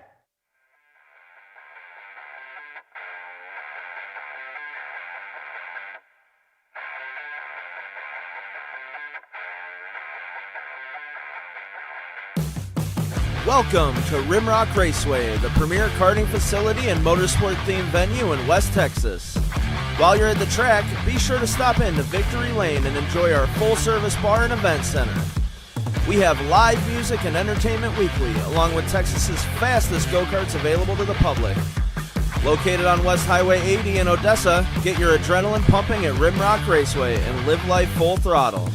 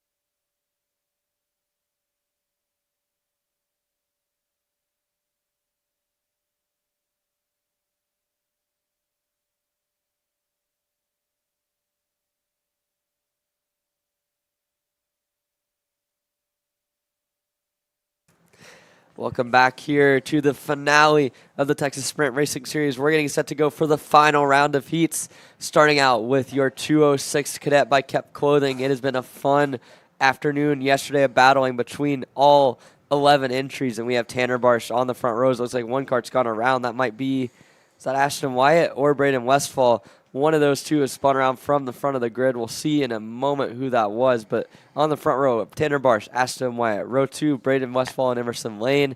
Drew Blim had a flip yesterday. He's rebounded well to start 5th. Cardro Milbrandt in 6th.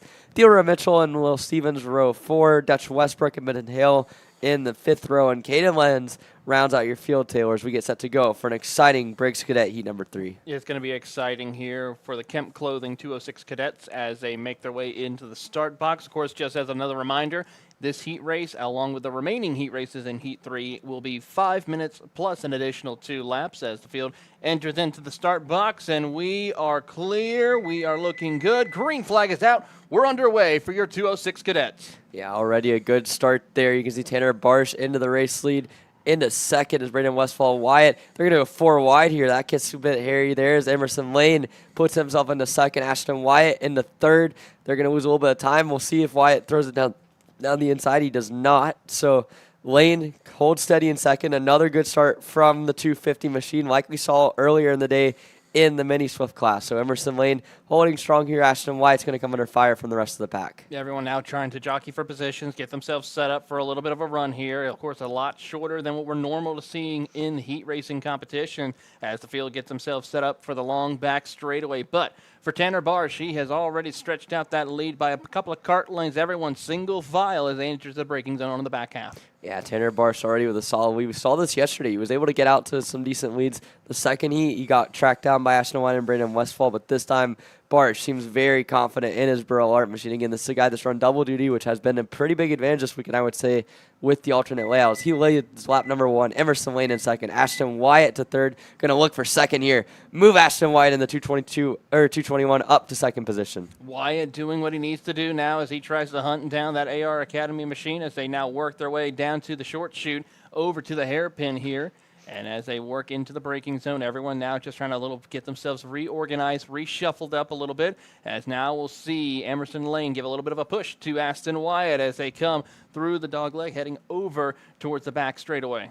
Yeah, Ashton Wyatt has been able to reel in Tanner Barsh already. Again, he seems to have the best pace of anyone in the field other than Tanner Barsh, but Wyatt has kind of got himself back on the starts. Again, second place on the outside is a bit of a disadvantage when you get into turn 1 and 2, and I think it's going to be interesting to watch, Taylor. With these shorter heat races, being in second, getting shuffled to 5th, 6th, 7th, you might not be able to overcome it quite as well today as we see Ashton Wyatt's putting that not to good use as he's getting himself up into the front battle. Yeah, drivers are trying to now work their way through as they come out of the final corner across the start-finish line here. Here comes a look right now for Ashton Wyatt. He tried to show the nose, sends it over the curbing a little bit, now has the opening to where he can retake over the race lead. New race leader Ashton Wyatt, who leads the charge. Tanner Barsh drops back to P2 while Emerson Lane holds strong in third position. Yeah, Braden Westfall had a lot of pace yesterday. He's into the top 5 as well, right there in line. Going to try a crossover on Emerson Lane. Maybe he shoved him into that crossover a little bit, but all is well and fair. It looks like he's going to get caught on the outside here. Going to try another crossover, not going to work, but those 3 from third on back battling, he's going to give Barsh and Wyatt a little bit of free air as Ashton Wyatt trying to pull a gap. Not quite working out so far, but as they continue on with another lap, he's able to just keep Barsh in his toe, and then they have about a 3-car length gap back to Emerson Lane and the rest of your top 5. How about Drew Blim? Heat race number 2 didn't go his way as he got caught up in an early incident. Now running inside the top 5 here for your third heat race of the day. 2 minutes plus 2 laps to go as they snake their way through the final couple of S's across the front straightaway. Yeah, I mean, put it a little instant might be putting it a little bit mildly there. He full-on flipped in heat number 1. So, I mean, Drew Blim to be in the top 5 is so impressive. As now Barsh makes a mistake, goes overcooks the braking zone, hits the back bumper of Ashton Wyatt. That's going to put him under risk here from Emerson Lane as they come down the straightaway into turn number 4. He's going to be under pressure from Lane and from Braden Westfall. So both Lane and Westfall showing some good pace here compared to Wyatt and Barsh. They have not been able to get away like maybe they thought they might be able to, as we saw in heat number 1. No, they have not, and they're trying to get themselves reorganized to try and see what they can do to hunt down your leaders as they snake their way through. So far, still your top leader is Ashton Wyatt. Tanner Barsh tries to hold strong, gets a good run down the back straightaway, Third on back, they're trying to get themselves organized. That's not going to work, as we now see Lane and Westfall working together, try to get a big push heading down into the hairpin. Yeah, I'd be interested to see what Brandon Westfall could do if he gets by Emerson Lane, because Lane, like we saw in Mini, just does not seem to have quite the pace that these other 3, maybe even 4 guys, if you include Drew Blim, around him have. And as they look to the end of the lap, Blim goes purple, 102.4. He is quicker than the guys in 3rd and 4th, and now Lane overcooks the exit there. You have to see if Westfall can make a move now down the back chute here, coming into turn number 4. Westfall not going to make a move here. He sticks behind Lane. Lane continuing to just overdrive it just a little bit, and that's allowing Wyatt and Barsh to get out to the lead. Now a decision has to be made for Braden Westfall. Do you stay behind Emerson Lane and lose more time to your top 2, or do you try to send it in on that inside to try to get that opening you need to see if you can try to have a chance to hunt down the top 2? With only 10 seconds plus 2 laps, coming to 2 laps, I should say, it's going to be a tall order. Westfall has to get around Lane as soon as possible. Yeah, I think he's going to do that right now. Westfall sees him. He sees the opportunity. Lane sees him coming. Lane's going to let him go. No, he's not. He's going to cross him right back over. I thought a little hand gesture there from Lane was going to be a, okay, you can go sign, but no. Instead, it's I'm going to cross you over sign. And now 2 laps to go. That's firmly put them out of the battle for the race lead. Lane's going to go defensive. He knows that. And you're going to see a battle for 3rd and a battle for 1st as Ashton Wyatt goes a little bit defensive on Tanner Barsh, and they come out of the turn number 3 complex. Looking forward, Barsh signaling to go forward. Wyatt's gonna follow him with that gesture there and not block as much as he could have. Yeah, that's going to be really critical, because if the top 2 start battling, that's going to even start to bring Lane, Westfall, and Drew Blim into this battle for the race lead. And now, big little mistake right there by Emerson Lane. Goes a little bit too much over the curbing, but was able to hold on, keep Westfall and Blim behind him as they head down the back straightaway. We're going to see how this plays out as they work their way through. How about this? Defensive driving by Aston Wyatt to keep Tanner Barsh behind, as Barsh will continue to push. Yeah, I mean, Wyatt going defensive here. I don't think Barsh really wants him to. I think Barsh wants to just push out because he knows the gap they have is going to get even bigger here. Lane and Westfall, again, making contact out of those S's. And now Westfall's kind of trapped behind Emerson Lane as they come to the white flag. The top 2 well out in front. How about Braden Westfall? Almost hits Porter Weisenthal, but he gets the move done into turn number 1. Crossover attempt by Lane's going to happen. And now they're going side by side for 3rd on back, while also at the front, it continues to be Ashton Wyatt continuing to lead. He's going to go fully defensive now on Tanner Barsh, and those front 2 continue to race each other with a lot of respect here. Barsh not going to pull the trigger when he doesn't have to. As they come into the back section of the track, you see Barsh continuing to try on Ashton Wyatt. Wyatt goes defensive yet again. Barsh not having anything doing. He's going to get a good run out of the double left. Looking towards the boot. Nothing happening here. You see the battle right behind them. Now Barsh's going to send it down the inside. That's a great move, but it's going to be a little bit too far. And Ashton Wyatt's got the crossover and the run. We'll see what happens down the back straightaway. But Ashton Wyatt in the clear, going defensive, looking every which way 6-7 times.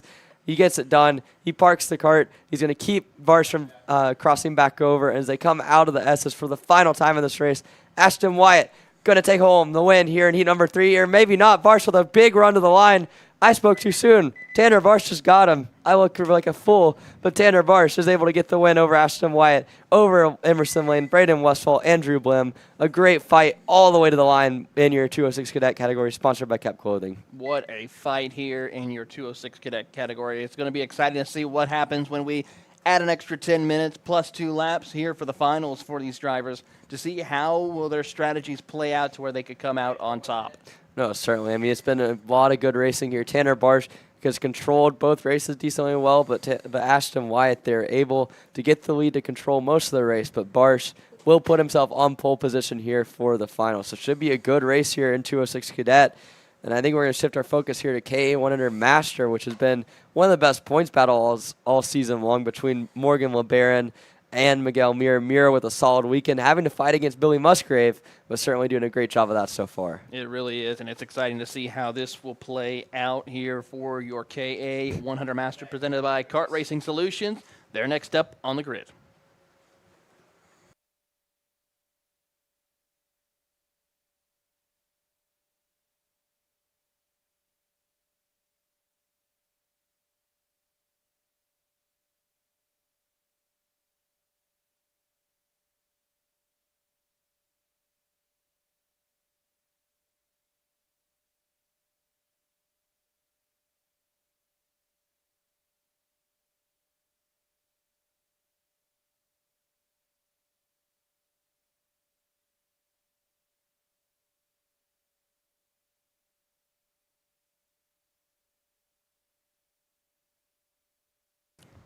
All right, back again here for the K100 Masters, sponsored by Kart Racing Solutions.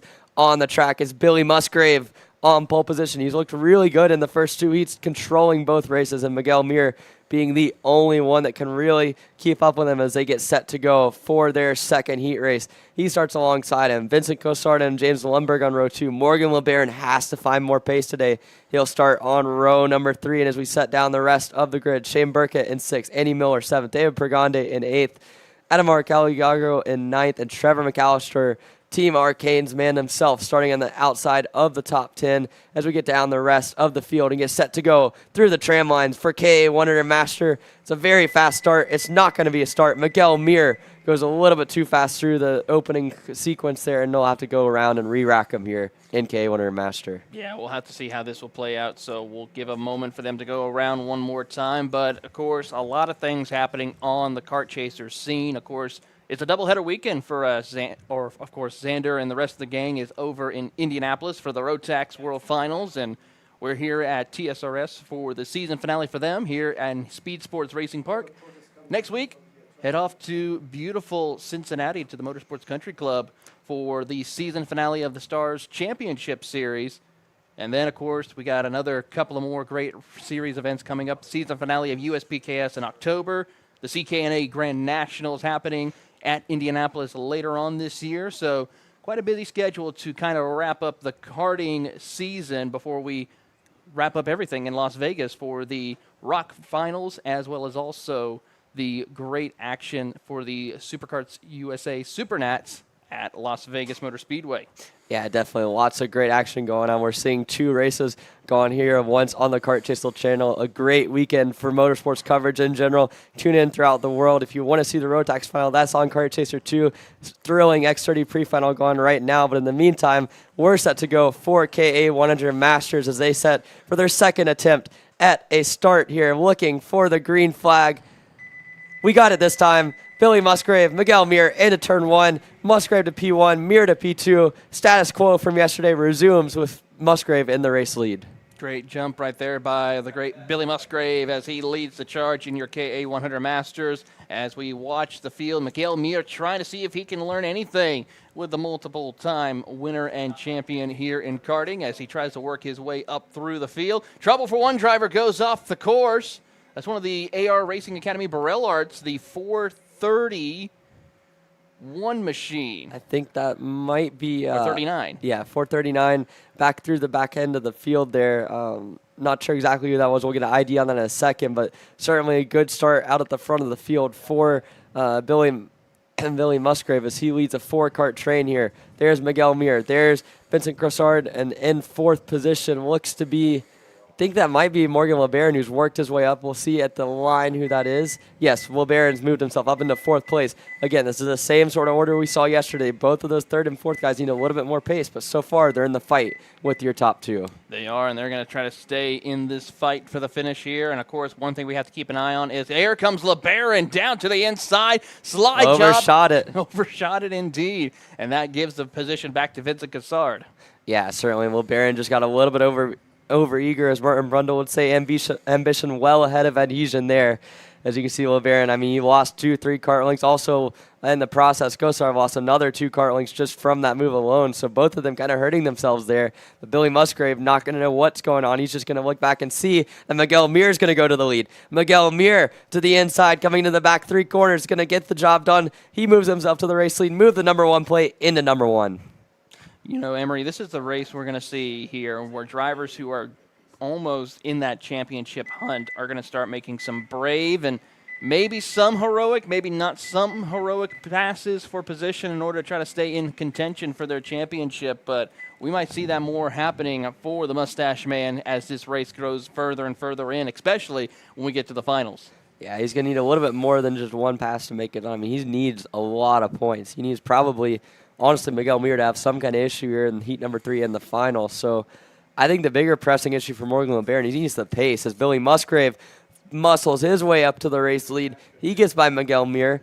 Now that shuffles Muir almost back to Vincent Cossard and Morgan LeBaron. And if you're Morgan LeBaron here, one, you've got to be encouraged by your pace, as Mir not going to waste any time. He goes right back down the inside. Miguel Mir does not want to be in third or second or fourth. He wants to be in the lead, but also Billy Musgrave does too. And Musgrave takes back control of the race, and here comes Vincent Gossard, the CRG, looking for more. He's going to go take a peek at Miguel Mir, but not going to make anything happen here as they complete another lap, and we're almost down to 2 to go. Such is the rapid pace of these heat races. Billy Musgrave looking to go 2 for 2 in all his starts in the Texas Sprint Racing Series. Remember, he ran in the open shifter category over at the Amarillo Kartplex a couple of months ago, and now, of course, he is now running in the KA100 Masters with his Factory Kart USA team.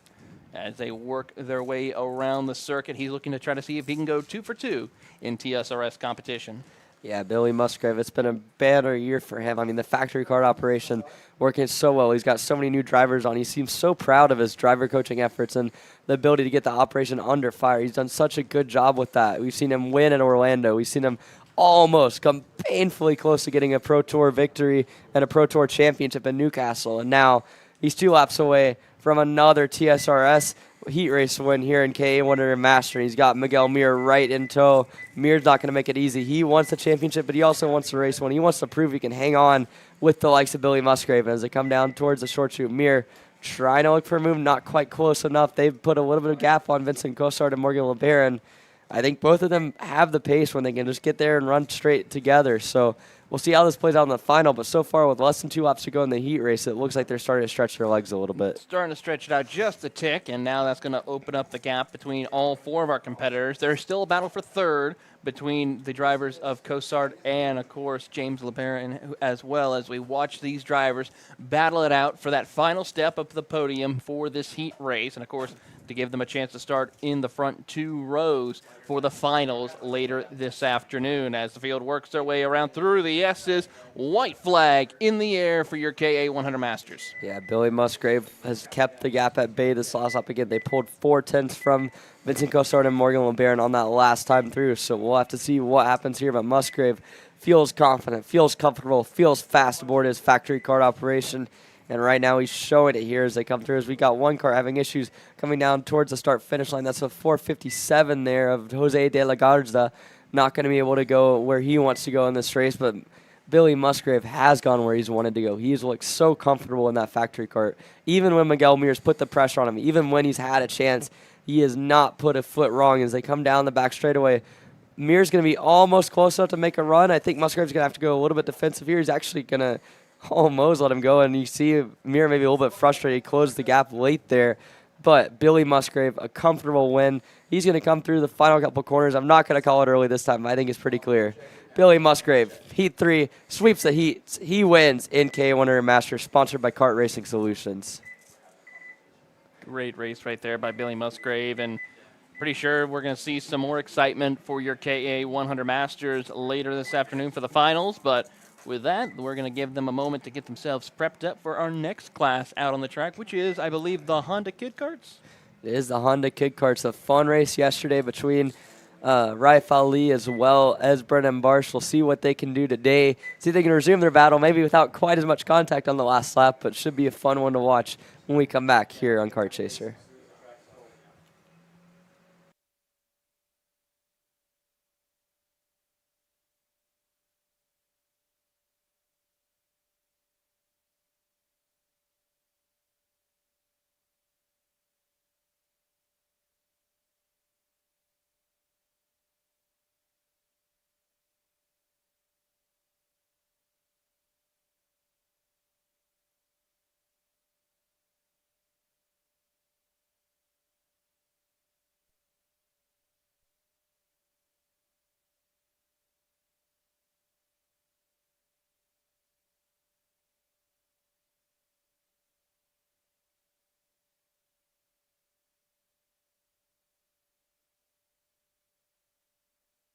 Welcome back to the Texas Sprint Racing Series, race number 5, the fall finale. My name is Caleb Vieska here, and joining me in the booth for this race here, the Kid Kart race, is going to be Bryce Frank. Bryce, it's been a great weekend for you so far here, the fall finale. You're still in the championship hunt for the top 3, obviously, and just a couple questions for you. You know, I mean, how was that heat number 2, firstly? I mean, you came away with the win, and it seemed like you had a good pace under your MGM. I mean, it was a good race. Start was all right, better than the last one, but I got a good run. Battled for the lead multiple times, and my teammate Jacob pushed me. It was a great push at the end, and it got me enough to get a lead and then win the race. Yeah, of course. I mean, it was a great push by Jacob. Firstly, I mean, your move, right? Sawyer overtook you on the inside, and you chose not to defend. I mean, Emery was surprised about it, but in my head, I was like, I think he's doing this on purpose because, I mean, the over-unders, I mean, we know that the switchbacks here at SpeedSportz, me and you being locals here, we know that the switchbacks in that section of the track are very, very strong, and they come into play as well. I mean, how was that for you? I mean, was it planned, or were you just, I mean, forgot to defend in that corner? I think I planned it because usually if they get stuck on the outside, they're not going to get a good run for the next corner. So I just went crossed them over on the last corner, coming on the back straight, and got a good run. Yeah, of course. I mean, another one of your teammates this weekend, right? Mikey, a new engine for him for the heat number 2 after engine issues in heat number 1. And now you're going to have him up there starting with you as well. I mean, you have 2 teammates up there with you. I mean, how does that feel going into the third heat and for the main event? I mean, whoa, give me a second here, Bryce. We have contact here in the kid kart race.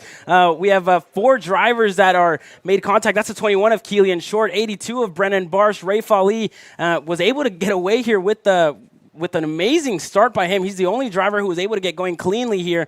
Benjamin Osborne made contact in there as well. Everybody but Ray Foley. So Brennan Barsh, Keelan Short, Brody Brown, and Benjamin Osborne have all made contact here in turn number 2. And Ray Foley has a commanding lead over the rest of the field. Bryce, this is kid kart racing. How long, like, so talking about kid kart now, how long have you been racing? And I mean, do you ever have the chance to race in these kid karts? No, I never had a chance. I only started in junior 206, so it wasn't really much of a small car cadet. I never started in cadet, so. Yeah, so I mean, you being a Houston native here, right? I mean, you have so many laps around this track, being part of the Alan Rudolph Racing Academy. I mean, how much do you think that has helped you this weekend to really be comfortable in the kart and having that extra time to really test, being a local here? I mean, I put in a lot of laps, a lot of practice in this lap. I mean, I went weekend before, practice days before the weekend, and got a lot of practice in so I can be fast and have a lot of pace.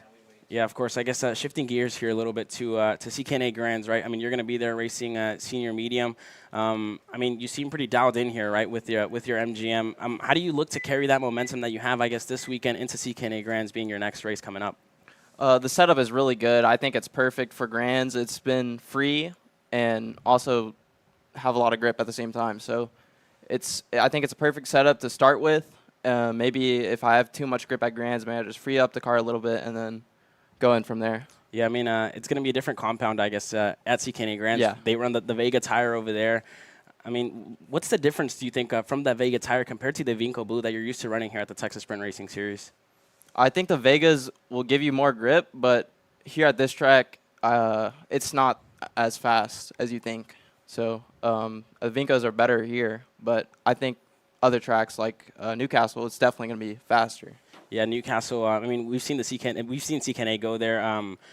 Did you have a chance to go to CKNA last year? I mean, I know you did some of the national races, but I'm not sure if you were able to have a chance to do the big, I guess, Kart Cup North America Grand Nationals. Yeah, I never went to a Grand Nationals ever, so it's going to be my first. So hopefully I'll do good. Yeah, I mean, you have a lot of momentum this weekend, so I guess I'll say best of luck to you this weekend. I mean, anybody you like to thank for this weekend that you've had so far? I like to thank Alan Rudolph Racing Academy with all the help, all the data, everything. Jam Racing, he's helped me through most of my career now, so I thank him, and then my dad, my mom, family. Great. There you have it from Bryce Frank, the family man. So we're going to get back here to this kid kart race. That we have Ray Foley still in the lead here with Brennan Barsh in second, Brody Brown in third, and Benjamin Osborne in fourth. Keelan Short fell back to fifth here.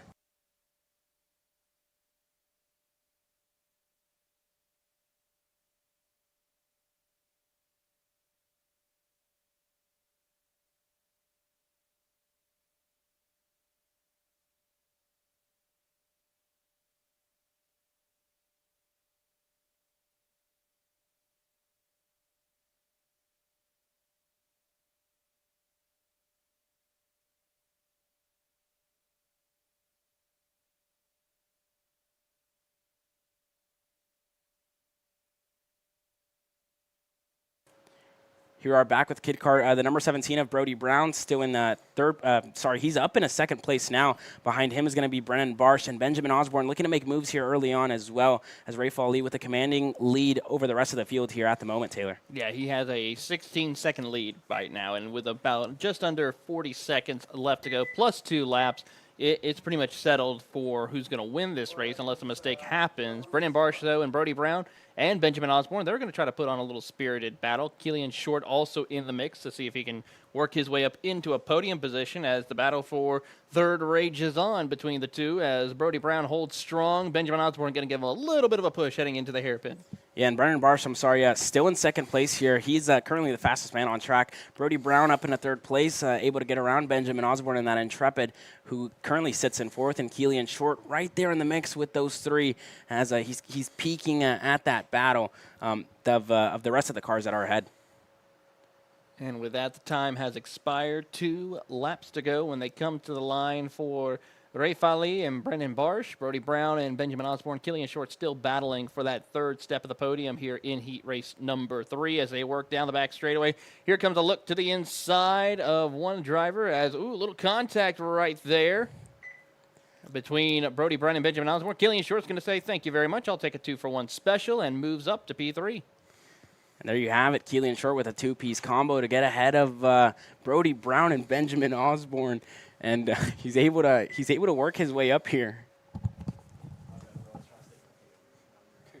As he works his way through, 2 laps to go, but here comes Brody Brown to the inside. He will get around Keelan Short for that third position once again, dropping Benjamin Osborne to the 5th position as they come out of turn number 2 and 3, working down the short chute to the hairpin. And Keelan Short now looking for a move down the inside into the hairpin. Is he going to be close enough to get clear of Keelan Short?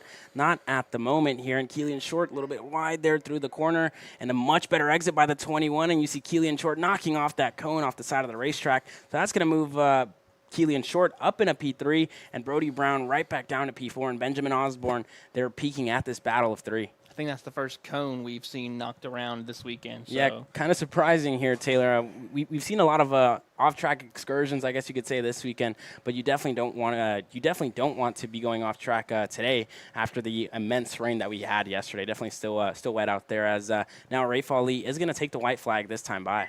White flag for him, and he is starting to lose a little bit of ground. He's now lost about a second to Brennan Barsh. 15.7 seconds separates him from Rafe Ali. Let's see what the time is when he comes across the line this time by, as he is just now to the line right now. About a tenth faster than Rafe Ali last time by as we watch Keelan Short trying to see if he can get to the inside of Brody Brown. Not going to work as those 3 will battle it out for the 3rd position. And I thought the 21 of Keelan Short was looking for a little bit of an over-under move there, not close enough to get it done. Still behind the 17 of Brody Brown here, as now the move is going to be made by Keelan Short on the inside here of Brody Brown. Can he get it done? The 21 of Keelan Short still there with side-by-side action, and Keelan Short is clear now and an over-under there by the 17 of Brody Brown. And this is amazing racing here from the youngest category that we have, Taylor. Side by side through one corner. Can they go side by side through another corner? The answer is going to be yes, they are. But Keelan Short will take over the position, move him up to P3 as they race their way down towards the back couple of corners. Last set of corners here as Rafe Ali going to come across to win heat number 3, if I'm not mistaken here. The first of our heat 3s, and Rafe Ali, there you have it, across the finish line. Let's go back to that battle here for P3, P4, and P5. It's still Keelan Short up in a P3. Brennan Barsh is going to come across shortly to finish second here, and that's going to be a great drive by him after contact here early on with pretty much everybody else. And here you have the 17 to the line. Brody Brown side by side ahead for now. And Keelan Short, can he get the switchback done? Not close enough. He has a lot of top speed here. Is he going to be close enough to get it done? Not close enough. It's going to be Brody Brown finishing 3rd, Keelan Short 4th, and Benjamin Osborne rounds up your field here in the Honda Kid Karts presented by Rimrock Raceway. Coming up next, we have 206 Junior. That's going to be another action-packed race. Don't go anywhere.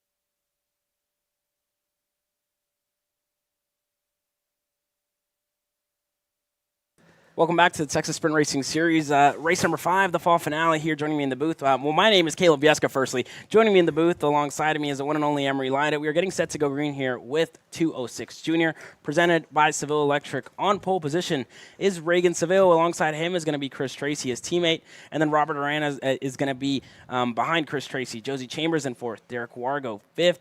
It's going to be Jackson Baldus in 6th, and that's going to round up your top 6 here, your front 3 rows, as we are going to get set to go green here, Emery. Yeah, Reagan Seville on the front row alongside his teammate Chris Tracy getting set for the green flag. We got it. Green's in the air. Reagan Seville into the race lead. Chris Tracy going to try to hang on a second. Not going to happen, though. Oh, they're side by side. They're crashing behind. And it looks like multiple karts around there in turn number 1. Not what you want to see. Another one of the comp kart drivers, and I think Robert Arana got made contact with his teammate of Chris Tracy, and that's what sent him spinning around as more action further back. I think that was Shelby Ramirez, tried to do a late lunge but cannot get it done, and now she's side by side here with Chris Tracy. In the lead of the race is still Reagan Seville, Derek Wargo right behind him, and behind them, I'm not too sure. I think that's Josie Chambers still there in the fight. Yeah, certainly. I mean, Reagan Seville could not have asked for a better start. He's in the race lead. Wargo's in second. We saw this all day yesterday. They're 1 and 2, about 6 kart lengths of a gap. We'll see if Wargo's going to work with them. Heat 1, they worked really well together. Heat 2 kind of brought everyone back into the pack with Wargo taking the heat win. So we'll see how patient Derek Wargo is as we see a pass for the 3rd position. That's Jackson Baldus making his way up to 3rd.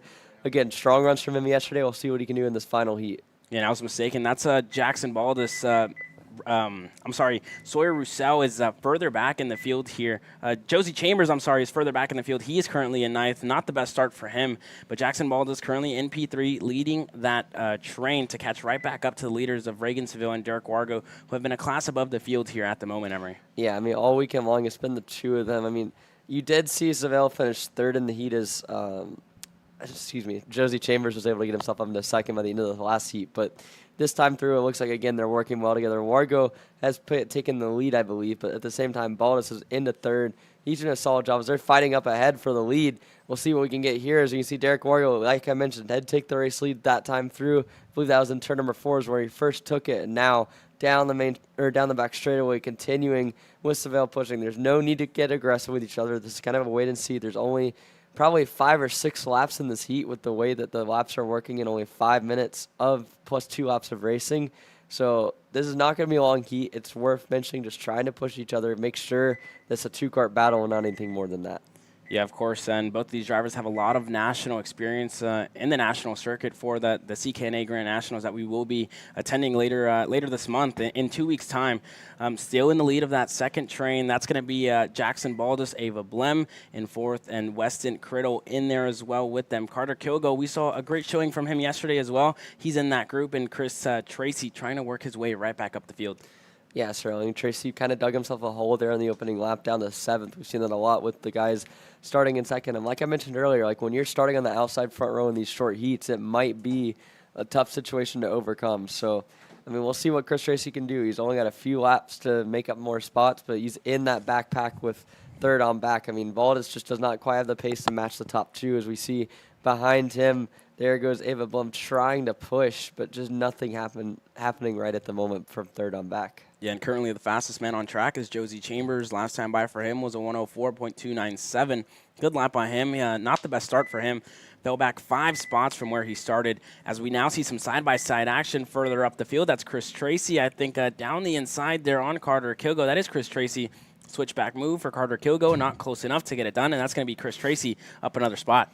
Yeah, certainly. Good run there for Chris Tracy to get the spot. He's going to look for another one here down the inside. I believe that's on Weston Criddle to get 5th, and he's got it done. So move Chris Tracy up another spot. He went purple the last time, continuing to find pace, and he just did not get the start he wanted to. But if he can get into the top 3 or so, that could still be a good heat race result. Remember, one of the guys that finished top 3 yesterday, and Josie Chambers, in 8th right now, and also with the DNF in the 1st heat. Derek Wargo's been up front. Reagan Seville starts up front. They're going to be your top 2 no matter what. But behind them, it's all to play for here in the rest of the top 5. Yeah, of course. And this is going to be interesting for the main event whenever we get whenever we go green later today, don't forget to become a K-Seat Premium member for $9.99 a month. You can get all the main events across all the series that we go to all year long. You can see more action-packed racing like we've seen all day today. If you want to see your favorite stars, don't forget to subscribe. On your screen now is Derek Wargo and Reagan Seville still going at it here, 1 and 2. Derek Wargo up 4 spots from where he started. Not the best qualifying for him, but he has made it back here in the heat races, Emery. Yeah, Wargo continuing to find. I don't know if it's going to be enough for the championship. I mean, he had a mountain to climb compared to Reagan Seville heading into this one. But at the moment, he's doing all he can in this heat race. If he wins this heat, he'll start on pole position for the final. So depending on how Wargo finishes this one up, he could either finish or either start first or second. Same thing for Seville. Those have been the class of the field. Both of them really all season long have done a nice job stacking results together and just coming to fruition now as they get set to embark on their final race of the season coming up later today. And Reagan Seville, the reigning champion, rocking that #1 plate. He knows that he has to be patient. He knows that he has to wait. He's not in any sort of rush here as he won heat #1 and heat #2, if I'm not mistaken here, Emery, as he is going to be patient, but I know he's definitely going to want to win this one, and it's just a matter of when he's going to go. The 2 sticks are in the air this time by. Reagan Seville still being patient here with Derek Wargo. Is he going to go this time by? He's not. The battle further back, that's Jackson Baldus, Ava Blem, and Chris Tracy down the inside there on Ava. Still side by side. Chris Tracy, a little bit of a wheel bang in there, and Chris Tracy slots right back up in a 5th. Yeah, Ava Blem there did not give way to Chris Tracy. So Tracy tried that aggressive move, didn't work. He had space to afford to do that. So now he'll regroup, see what he can do coming down the rest of this 2-lap to go lap. We'll see what happens up at the front as well as Wargo and Seville continue to fight at the front as this group gets a little bit more spaced out. There you see Wargo going a little bit defensive coming into that back boot section. As they come down the back straightaway now, we'll see if Wargo takes a defensive line. Seville's been so patient with him all race long. Again, he knows it's a short race. He knows there's no risk and no need to take any risk here. So Seville taking a mature, composed approach that you see champions do. And now as he comes towards the white flag, we'll see Seville trying to set up a little bit of crossover there as they come down to get the white flag. Full-on defensive driving here from Derek Wargo. Seville's going to go to the outside. Wargo's going to try to fade him just a little bit coming into turn #2. Seville tries to get the crossover. It looks like the cart slid out from him a little bit. That's going to keep him from getting quite as much momentum as he wanted coming down towards turn #4. Seville almost got underneath Wargo. Not quite, though. He's going to try the outside here. Trying the outside is Reagan Seville. Not going to happen, though. And there you can see Derek Wargo parked his cart perfectly and hangs on for the moment. Yeah, this is the last year here for Reagan Seville in the junior classes. He will be moving up, and now down the inside. That's a senior move there by Reagan Seville, up in a P1 now, and Derek Wargo down at P2. Let's see if Derek Wargo is able to make up some time down the back straightaway. Is he going to be close enough here? This is it. This is a battle for pole position here. I think it's going to be Reagan Seville either way, but these are the 2 starting on the front row this weekend, and Reagan Seville still pulling away. He's going to get the checker this time by. Derek Wargo not close enough to make or attempt any sort of move here for his points. And it's going to be Reagan Seville here in heat #1. He's going to take the win. It's going to be Derek Wargo second, and the battle for P3 continues to heat up, and that's Jackson Baldus involved in there, Ava Blem, and Chris Tracy. More of the trackside services carts, and there you have it. It's Josie Chambers, a good recovery drive by him. He finishes P3. Jackson Baldus, P4. Ava Blem, P5. Chris Tracy, P6. Weston Criddle, P7. Carter Kilgo comes across to finish 8th.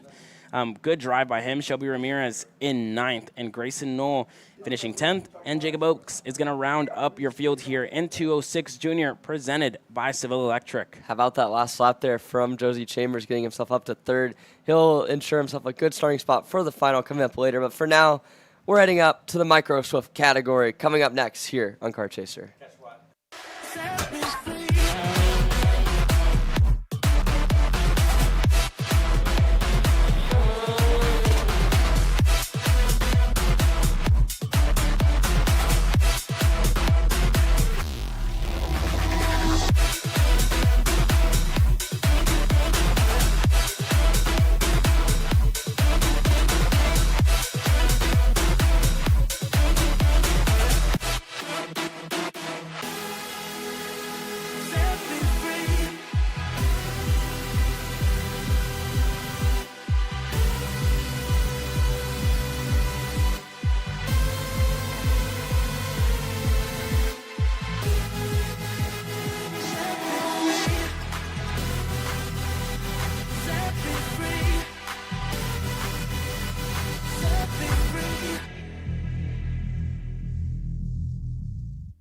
you want to see a giant selection of beautiful new dining room tables, chairs, servers, come out to Gallery Furniture to see with the latest and greatest dining room furniture. Best of all, buy this dining room furniture today, solid wood. Gallery Furniture delivers free to your Houston area home today.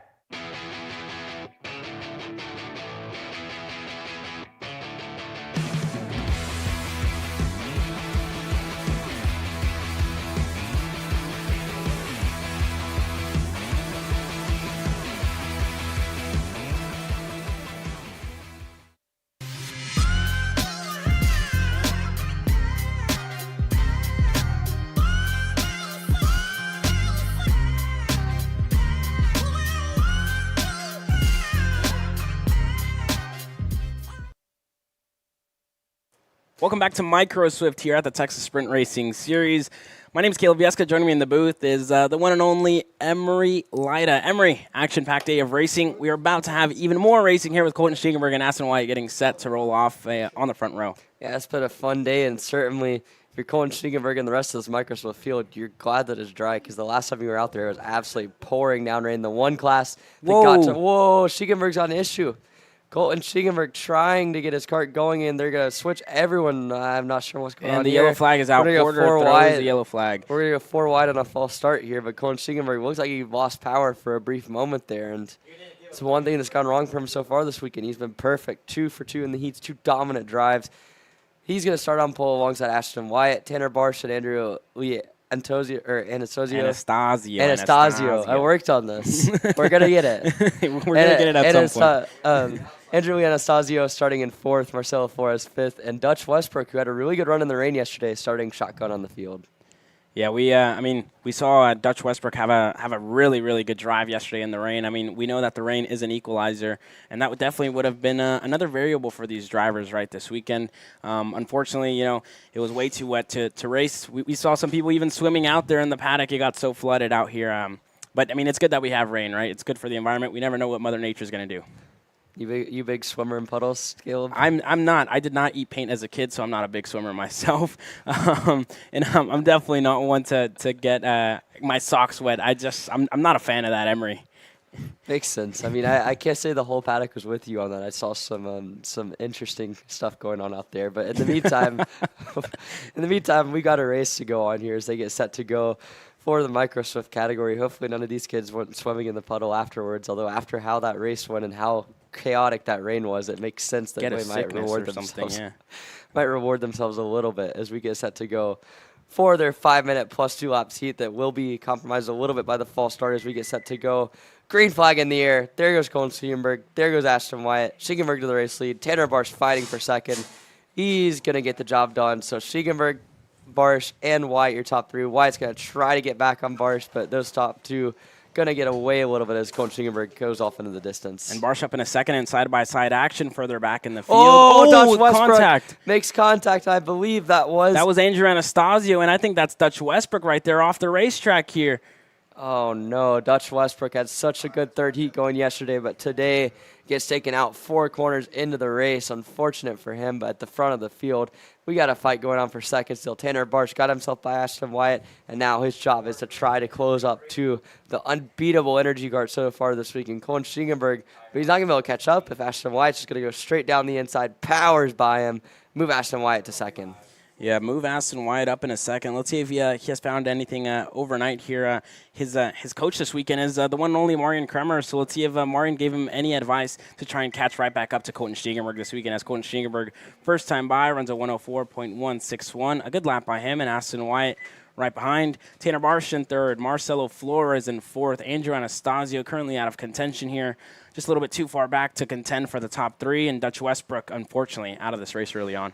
Yeah, unfortunate for Dutch Westbrook. We've seen Ashton Wyatt now. It looks pretty good. It looks like they made a solid step up from yesterday. I don't know if it was Marian's coaching or if it was a little bit in the engine or something that we don't know. I mean, the Allen Rudolph Racing Academy guys have their carts dialed in so far this weekend, but Ashton Wyatt has seemingly found another gear here in the second heat as he closes in on Colton Stiegenberg, who, it must be said, has had so much good pace all year, but especially this weekend. I mean, like yesterday in the rain, we thought maybe it'd open up the floodgates a little bit, both figuratively and literally, but in the meantime, it allowed Stiegenberg was able to pull away even more than he did in the dry. So it has been a commanding performance, but for the first time all weekend, it looks like Ashton Wyatt might have the pace to match him.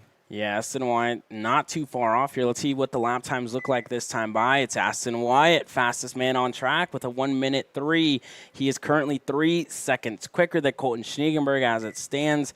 Colton Schniegenberg in that energy cart in the lead of this race. The GWR driver is Aston Wyatt, close enough to get the move done. He's going to take the peak down the inside. Not close enough this time by, but Aston Wyatt has found some pace overnight here in the Micro Swift class, and he has arrived on the scene. Yeah, I will say Schiegenberg might be liable to do some push-ups here for Gary Willis with a couple of the missed apexes I just saw, but still a good effort from him regardless, and he's trying to hang on against Ashton Wyatt now. So, I mean, Schiegenberg really, this has been the first time all weekend we've seen him under pressure. Like, it's one thing to be able to drive up front. We've seen him be so composed, so calm, but now you get a little bit of pressure, a little bit of those missed apexes, and now a little bit of a pass here from Ashton Wyatt coming into the back section. Move Ashton Wyatt, the Allen Rudolph Racing Academy Micro Swift up to the race lead for the first time all weekend long. He's in the lead. He signals with Schiegenberg to help. Schiegenberg's not going to take a look back. He's going to push, and we'll see what happens here as they get set to go for their final 3 laps. Another purple lap time for Aston Wyatt, even though he had to make the move on Colton Schniegenberg. Goes even faster than he did before, currently lapping 4/10 quicker than Colton Schniegenberg behind. And this is going to be a good learning experience here for Colton Schniegenberg. See what Aston Wyatt is doing differently than him. This is the first time pretty much Aston Wyatt's going to be in the lead all weekend long here in the Micro Swift class. So it's good to see that the competition has arrived here for Colton Schniegenberg. Yeah, it's been a really good race here from Ashton Wyatt. This is the first time, again, we've seen him really take the fight to Schiegenberg all weekend long. I mean, looking back behind him, Tanner Barsh has kind of fallen off a bit. He's running about a second a lap slower than these guys. So I think Barsh has got a lot to find here on the Micro Swift side of things. Again, 2 packages completely different, looking at 206 and a Micro and Mini. It's not always going to be a 1-to-1 performance difference, and Ashton Wyatt's showing that right now. He was not quite as quick as he is here earlier yesterday, but today he has found the pace in Micro as well as in 206. As they come down to get 2 to go, Ashton Wyatt looks to take on Colin Schiegenberg into the final 2 laps. Final 2 laps we go. The 2 sticks are in the air, and Aston Wyatt still leads his away here. Colton Schniegenberg not too far off here, not close enough to get the move done as of yet, but it's still closing down. Aston Wyatt not defensive as of now, but still super quick in that Burrell Art machine. The Allen Rudolph Racing Academy has definitely found some speed in that Micro Swift because Aston Wyatt is absolutely flying here. Last time by did not go, he went a 10th quicker than Colton Schniegenberg, still setting really good lap times here, even better than what he was doing yesterday. So whatever they found overnight has definitely worked for him, as now over the top goes Colton Schniegenberg, not close enough. Aston Wyatt look over his shoulder, knows he's there. Colton Schniegenberg can't get the move done as of yet. Aston Wyatt knows he's there and feels that little tap from Colton Schniegenberg from behind. Yeah, Ashton Wyatt really defensive there. He looked back a few times down that trail. He's going to get ready to go for the white flag coming down this time. Ashton Wyatt leads them down the main straightaway. Schniegenberg right there until it's been a good race between both of these guys as they get set to go for the final time around this track before final time as we get set to go here in Micro Swift presented by Royal Electric. It's one more lap for these guys in the heat races. We're going to see Colton Schniegenberg on pole no matter what, but Ashton Wyatt could get a huge benefit here just from a moral perspective by getting a win if we can see him try to close this one out. He looks back once more. Colton Schniegenberg's there, but not quite close enough as they head through the final half of the lap. Schniegenberg trying every which way to make a move here. Yeah, Colton Schniegenberg still looking for the move here in this race. Oh, and Colton Schniegenberg now down the inside on Aston Wyatt. Move the energy card up in a P1, and Aston Wyatt down the straight. They're side by side, wheel to wheel. They both know they're there. Aston Wyatt is ahead by inches now, and Colton Schniegenberg still side by side. This is it, the final lap of the race. Can Aston Wyatt get the over-under? He can. They make a little bit of contact, and that's Aston Wyatt. A little bit of a wobble by him, and it's going to be Colton Schniegenberg in heat number 3. The black flag is out after previous penalties. So your unofficial results, it's Colton Schniegenberg, Aston Wyatt in second. Tanner Barsh going to come away to finish with a third.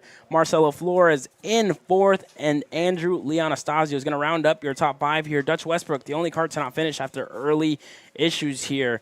Every year when we come to the Texas Sprint Racing Series, I mean, we always like to say thank you to all the sponsors that that pretty much, I guess, are able to put this show on. Firstly, I mean, with Auction ETX, Avinco for the tires, Rimrock Raceway, Royal Electric in our Micro Swift class, the Allen Rudolph Racing Academy for Mini Swift, Ultra Racing Engines, and KA100 Junior.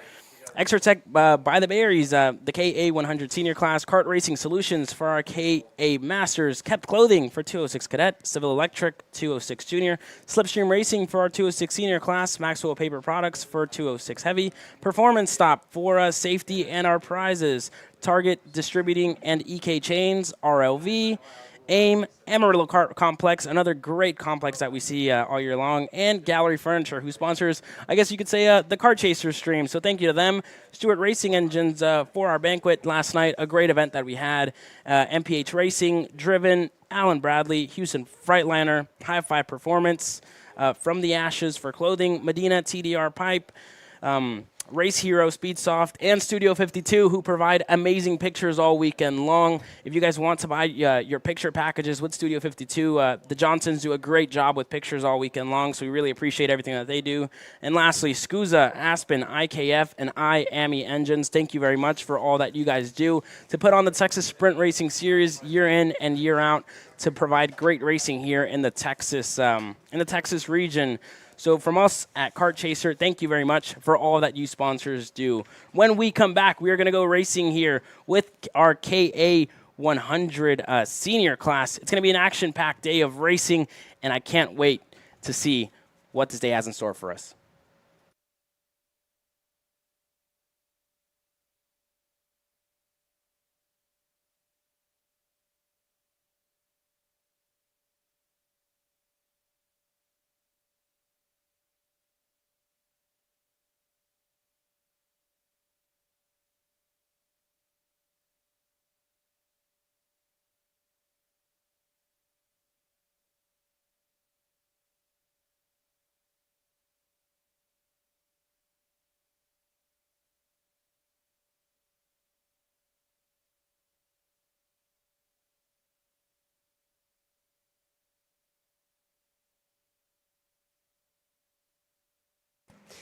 Welcome back here to the Texas Sprint Racing Series finale here.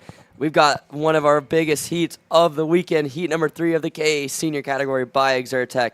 It's a front row of Aiden Rudolph and Peyton Phillips, both of them looking to continue their strong run so far this weekend. Adrian Cruz and Jake French on row number 2. Jesus Vasquez has swept both of the heat races so far this weekend, and he'll start on the 3rd row in 5th position alongside Noah Baker.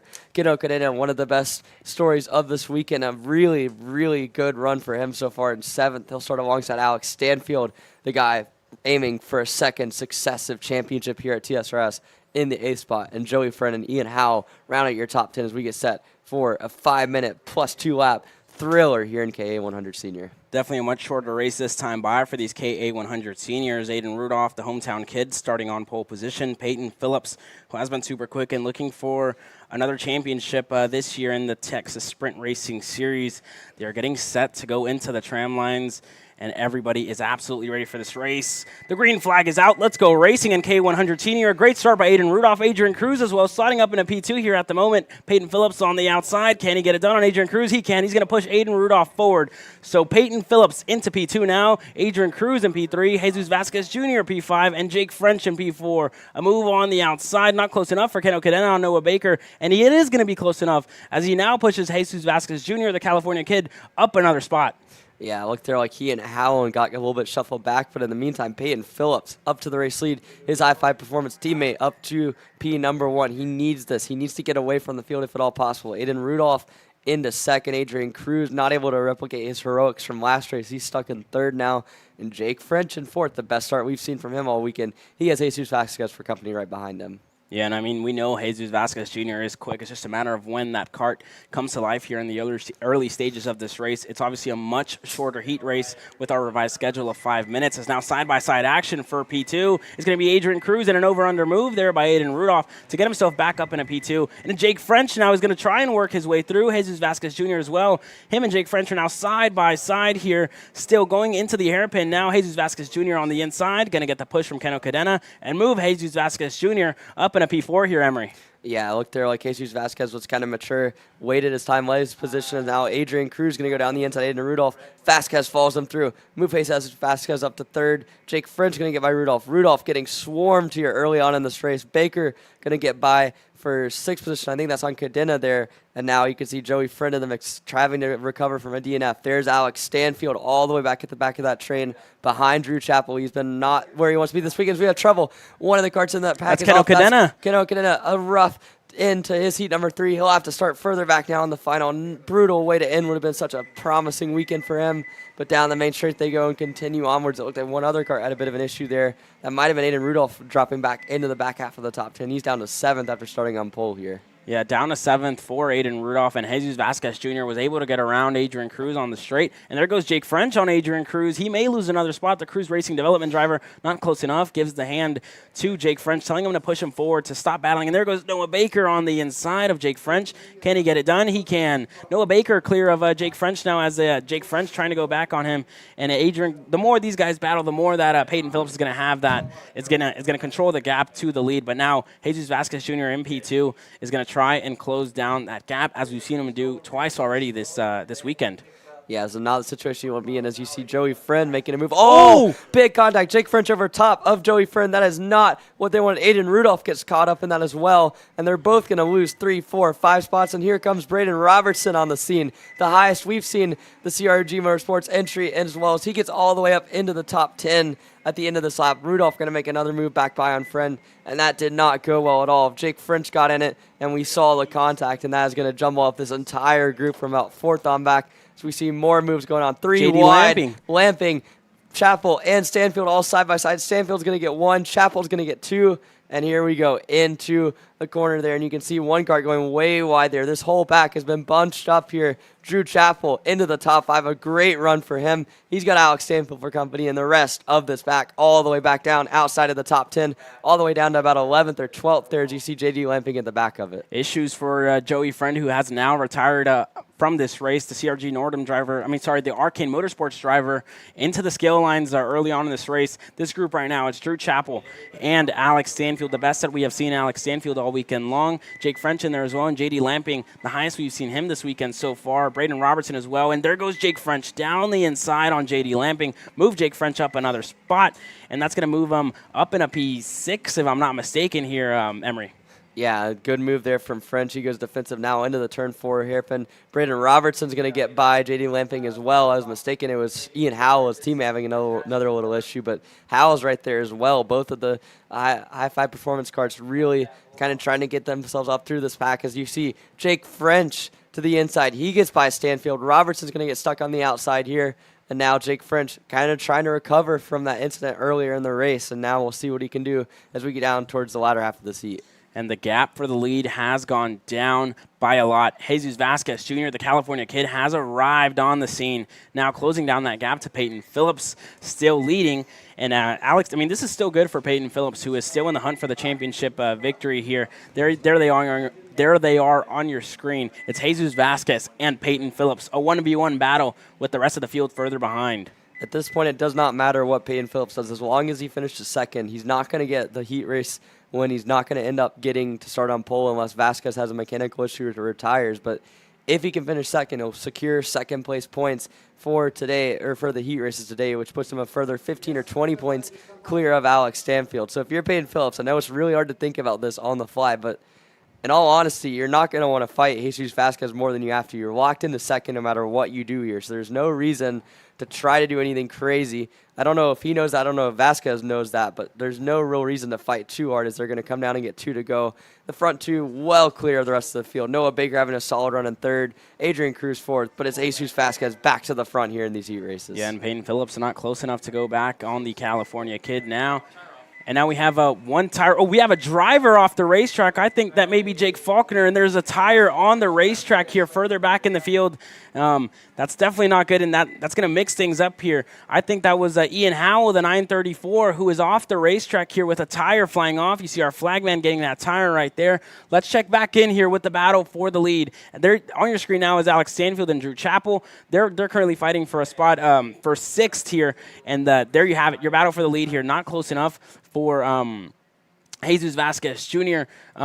Peyton Phillips to make a move on Jesus Vasquez Jr. down the back straightaway, and it's still Noah Baker in P3. Coming down to the final set of corners, it's going to be Jesus Vasquez Jr. taking the white flag here, Emery. Yeah, Jesus Vasquez Jr. leading from Peyton Phillips. Behind him, it's been pure chaos. Noah Baker's got himself to third. Adrian Cruz in fourth. Derek got him line of stern as well. Both of them having their best heat race of the weekend. Behind them, Jake French, Alex Stanfield, Drew Chappell, all of that second group getting into it with each other, and you can see that is going to commence over the last lap. But Peyton Phillips has no real reason to go after Jesus Vasquez, but I'm sure the racer's mentality would dictate that he might want to make a move here. He knows they're blocked into first and second no matter what happens. So Phillips, now as they come through the final few corners, might try a move here. We'll see what he does. He's going to stay in line. Not too defensive there from Vasquez. Vasquez knows he doesn't want to open anything up down the back straightaway. Quick look back. Knows he doesn't have to go too defensive, although Phillips is going to make him pay for that. And Peyton Phillips to the inside here. And as they come down through the S's for the final time today in a heat race, it's going to be Peyton Phillips walking away with his first heat race win of the weekend. He wins in KA Senior Heat number 3 presented by Exartec. Peyton Phillips coming across to win heat number 3 here, and that's going to help him here for his championship hopes. So that's Peyton Phillips in first, Jesus Vasquez Jr., the California kid, in second, Adrian Cruz finishing third, Noah Baker in fourth, Jake French falling down 1 spot to finish fifth. Alex Stanfield, the best that we've seen him. I mean, we know he struggled pretty much the entire weekend with engine issues, and this is one of his, off weekends for him. So he's going to finish sixth. Drew Chappell in seventh. J.D. Lamping eighth. Braden Robertson, him as well. I mean, spoke to him a little bit yesterday, and he was telling me that he was struggling a little bit with engine issues as well. So he's going to finish 9th, and Jacob Polak is going to finish 10th. Aiden Rudolph falling back to 11th here, Emery. Yeah, I'm just doing some quick calculation in my head. I think Stanfield's going to start the final in either 6th or 7th, which would be about a 25-point gain for Peyton Phillips. So as long as that takes place, we're going to head into the final with Phillips having a great chance here to steal the championship on the final day from Alex Stanfield. We'll get all that sorted out coming up later for the finals exclusively on KC Premium. But in the meantime, we got some heat racing to finish up. It's Mini Swift coming up next after the break here on Kart Chaser.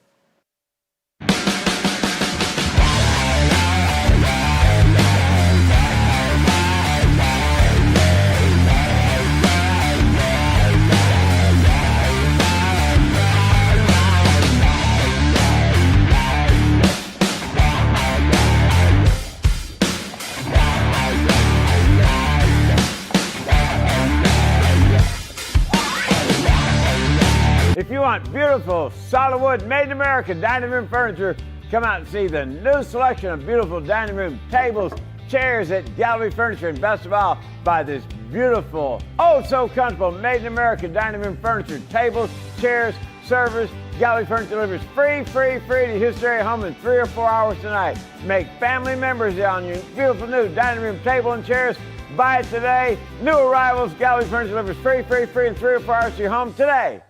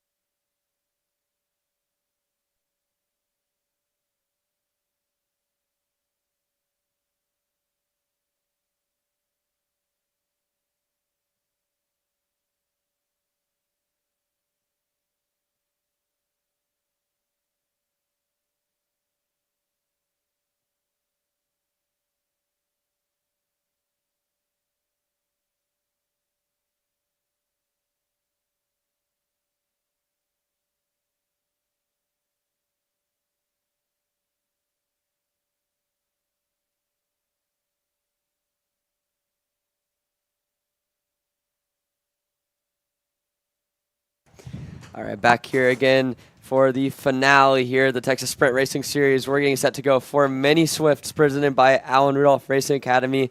Nico Orbezo and Pasha Ali starting on the front row. And joining me today in the booth is Alex Stanfield. Alex, I mean, maybe not the weekend you wanted to go so far, but out at the track, finishing top 6 in the last heat. Tell me through how your weekend's been going. Yeah, we're finding more pace each heat race. It's just not really gone our way. Trying to figure out some horsepower issues, but we got the kart dialed in. Just got to find more pace on the straightaways, and I think we'll be there. Gotcha. And we'll continue to talk about your weekend as we go through this race. But in the meantime, Pasha Ali, Nico Orbezo on the front row, Emerson Lane, one of your guys, Carson Berry, starting on row number 2, Sawyer Chambers, Rodolfo Lavin Jr. in row 3, Simon Klein, Cadre Milbrandt row 4, and then Mason Berry and Sofia Seldagova on the final row of the grid. We're getting set to go for another 5-minute plus 2 laps heat race here in Mini Swift. A fun class so far this weekend as we get set to go. And Nico Orbezo looking for the green flag. We got it. Heading down into turn 1. Pasha Ali's going to get the jump from the outside. Carson Berry's going to try. Gets pounded a little bit wide there by Orbezo. And so far it looks like all is well within the top 5. They go down towards turn number 4. You see Orbezo going to try down the inside of Ali. Nothing happening there. They're all going defensive, stacking up here as we get through the hairpin. Yeah, it looked like the outside line just got the better jump here, as looks like we got Pasha Ali, and now Carson Berry to the lead out of the kink into the double left-hander. Carson Berry leading from Pasha Ali. It looks like, and Pasha Ali's run wide, and it looks like Nico Orbezo into the 3rd position. Yeah, Pasha Ali lost a lot of spots there, so he got kind of bundled up there on the outside. Orbezo's up to 2nd now as he gets by Emerson Lane. They're all kind of stacking up from 2nd on back. This gives Carson Berry a pretty good lead up at the front, and we've seen a solid weekend for Carson. I mean, it looks like he has maybe more pace than Mason, and we've seen Mason switch an engine last heat, which seemed to help. But, I mean, what's been your thoughts on Carson's weekend so far as he looks to try to finalize a decent start for the final and look to win the points championship? Yeah, he's progressing a lot this weekend. He had a little bit of an issue in the first heat getting taken out, but he's really doing good, and he's got a good gap from behind. So, and Mason Berry with that engine swap has really gained a lot of pace. So look out for Mason Berry coming to the field as well. Yeah, we saw last heat Mason got up to 3rd really quickly, then got kind of caught off track a little bit, but he found his way back up, and you see a little bit of contact there from Sawyer Chambers pushing Emerson Lane wide. That's coming through turn number 4. That's for 3rd position, and that's going to give the front 2 even more of a gap. So Carson Berry, we've seen him have pace all weekend, but this is the first time he's up at the front, and now you can really see Mason Berry just carving his way through his field. He's up to 5th, looking for 4th on Sawyer Chambers. He's got a better line here, and this should give him a run coming down the back straightaway. Yeah, Mason Berry got around in the double left-hander, so it looks like he's right behind Sawyer Chambers down the back straightaway. He's got a good run. Sawyer on the defensive, though. Looks like Mason might try the over-under here. Not going to do it, so he'll fall back in line behind Sawyer Chambers. Yeah, so Alex, we've talked about your weekend all the time, and as we look to see now what Mason Berry can do coming into turn number 1, it looks like you've kind of struggled a little bit with power. You've been down all weekend. There's no secret about that. But how have you been able to kind of manage that through the heats? Because even though like the pace probably isn't there to contend for a win, you've been able to kind of maximize each result. And what's kind of been the strategy to be able to get that way? Yeah, I think the main thing was just getting through the start. Heat 1 didn't go very good. I got hit into turn 5, so Heat 2 and 3 were just all about getting to the start, being smart on my passes, making sure I wasn't losing time on the passes either, and maximizing my passes in the corners because I couldn't pass on the straightaways. So I have probably the best handling go-kart out there. It's just maximizing it through the corners and knowing where to pass. Got you. And it certainly seems like the kart looks good. It seems like you can maneuver pretty well in a pack, but then once they get onto the straightaway, you're kind of having to defend a little bit extra. As you get into the final, and you're going to start, I believe, 6th or 7th, depending on how some of the penalties go in post-race. But, I mean, certainly a solid starting spot for you. Is there any hope that you have in terms of getting to the podium, or you just try to maximize the gap to Peyton in terms of not letting him get too far away? Yeah, I mean, I think we'll have pace for the final. We'll know what to do. We have, the lunch break to look over data, and we'll figure out gearing and carburetor, and we'll make the most of what we have, and we'll just give it all our shot.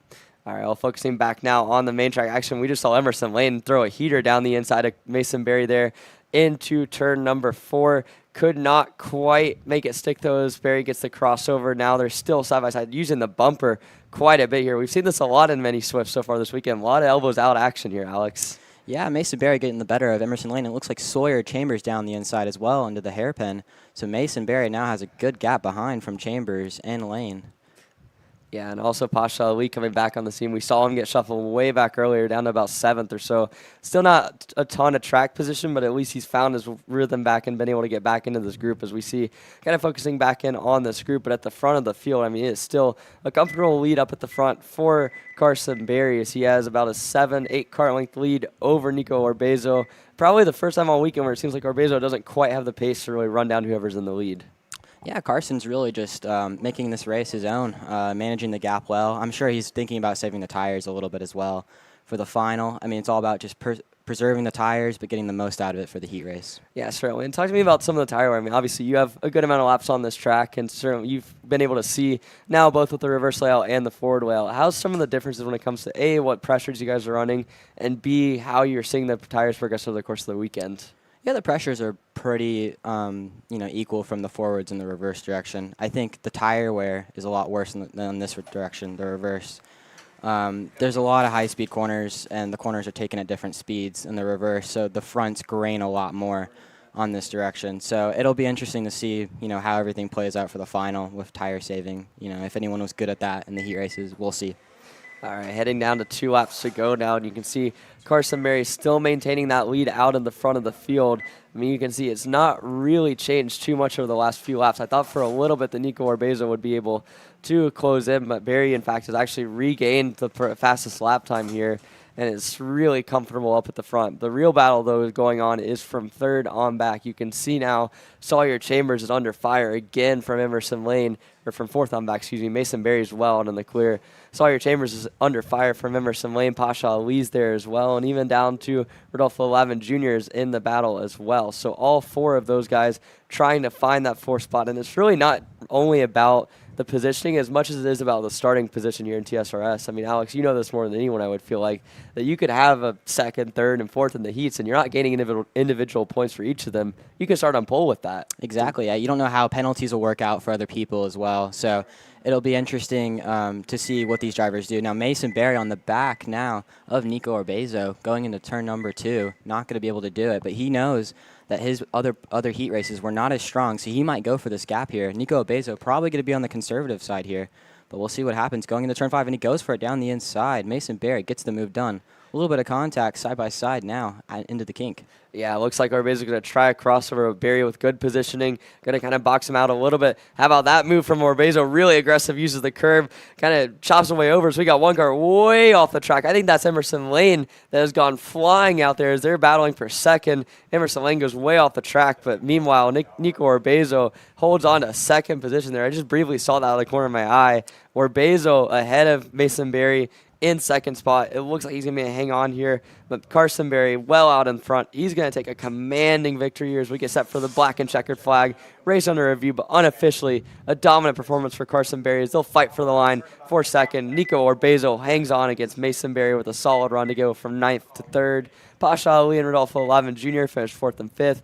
Milbrent and Klein 6th and 7th, and then Sawyer Chambers and Emerson Lane, the contact on the last lap, going to set them way down the order. So, Alex, a good run for both of your boys, Carson and Mason. Mason coming through the field, Carson holding on to the win. You got Colin Schiegenberg running really well in micro. I mean, just evaluate. I mean, if anything, you're kind of having a little bit of the struggle here in the Gary Willis stand. Yeah, I've definitely maybe not as good as these guys now. I mean, we've really developed these drivers under GWR, so it's great to see these kids doing well. I mean, Mason with the fastest lap as well. He's doing brilliant, so it'll be great to see these drivers in the final battle it out. All right, looking forward to seeing it. Looking forward to see what you can do. Close championship battle. It's all up for grabs, but Alex Stanfield looking for more here in the K Senior Final by Exertec coming up next. But coming up in the immediate future, we've got the 206 heavy category coming up live on Kart Chaser.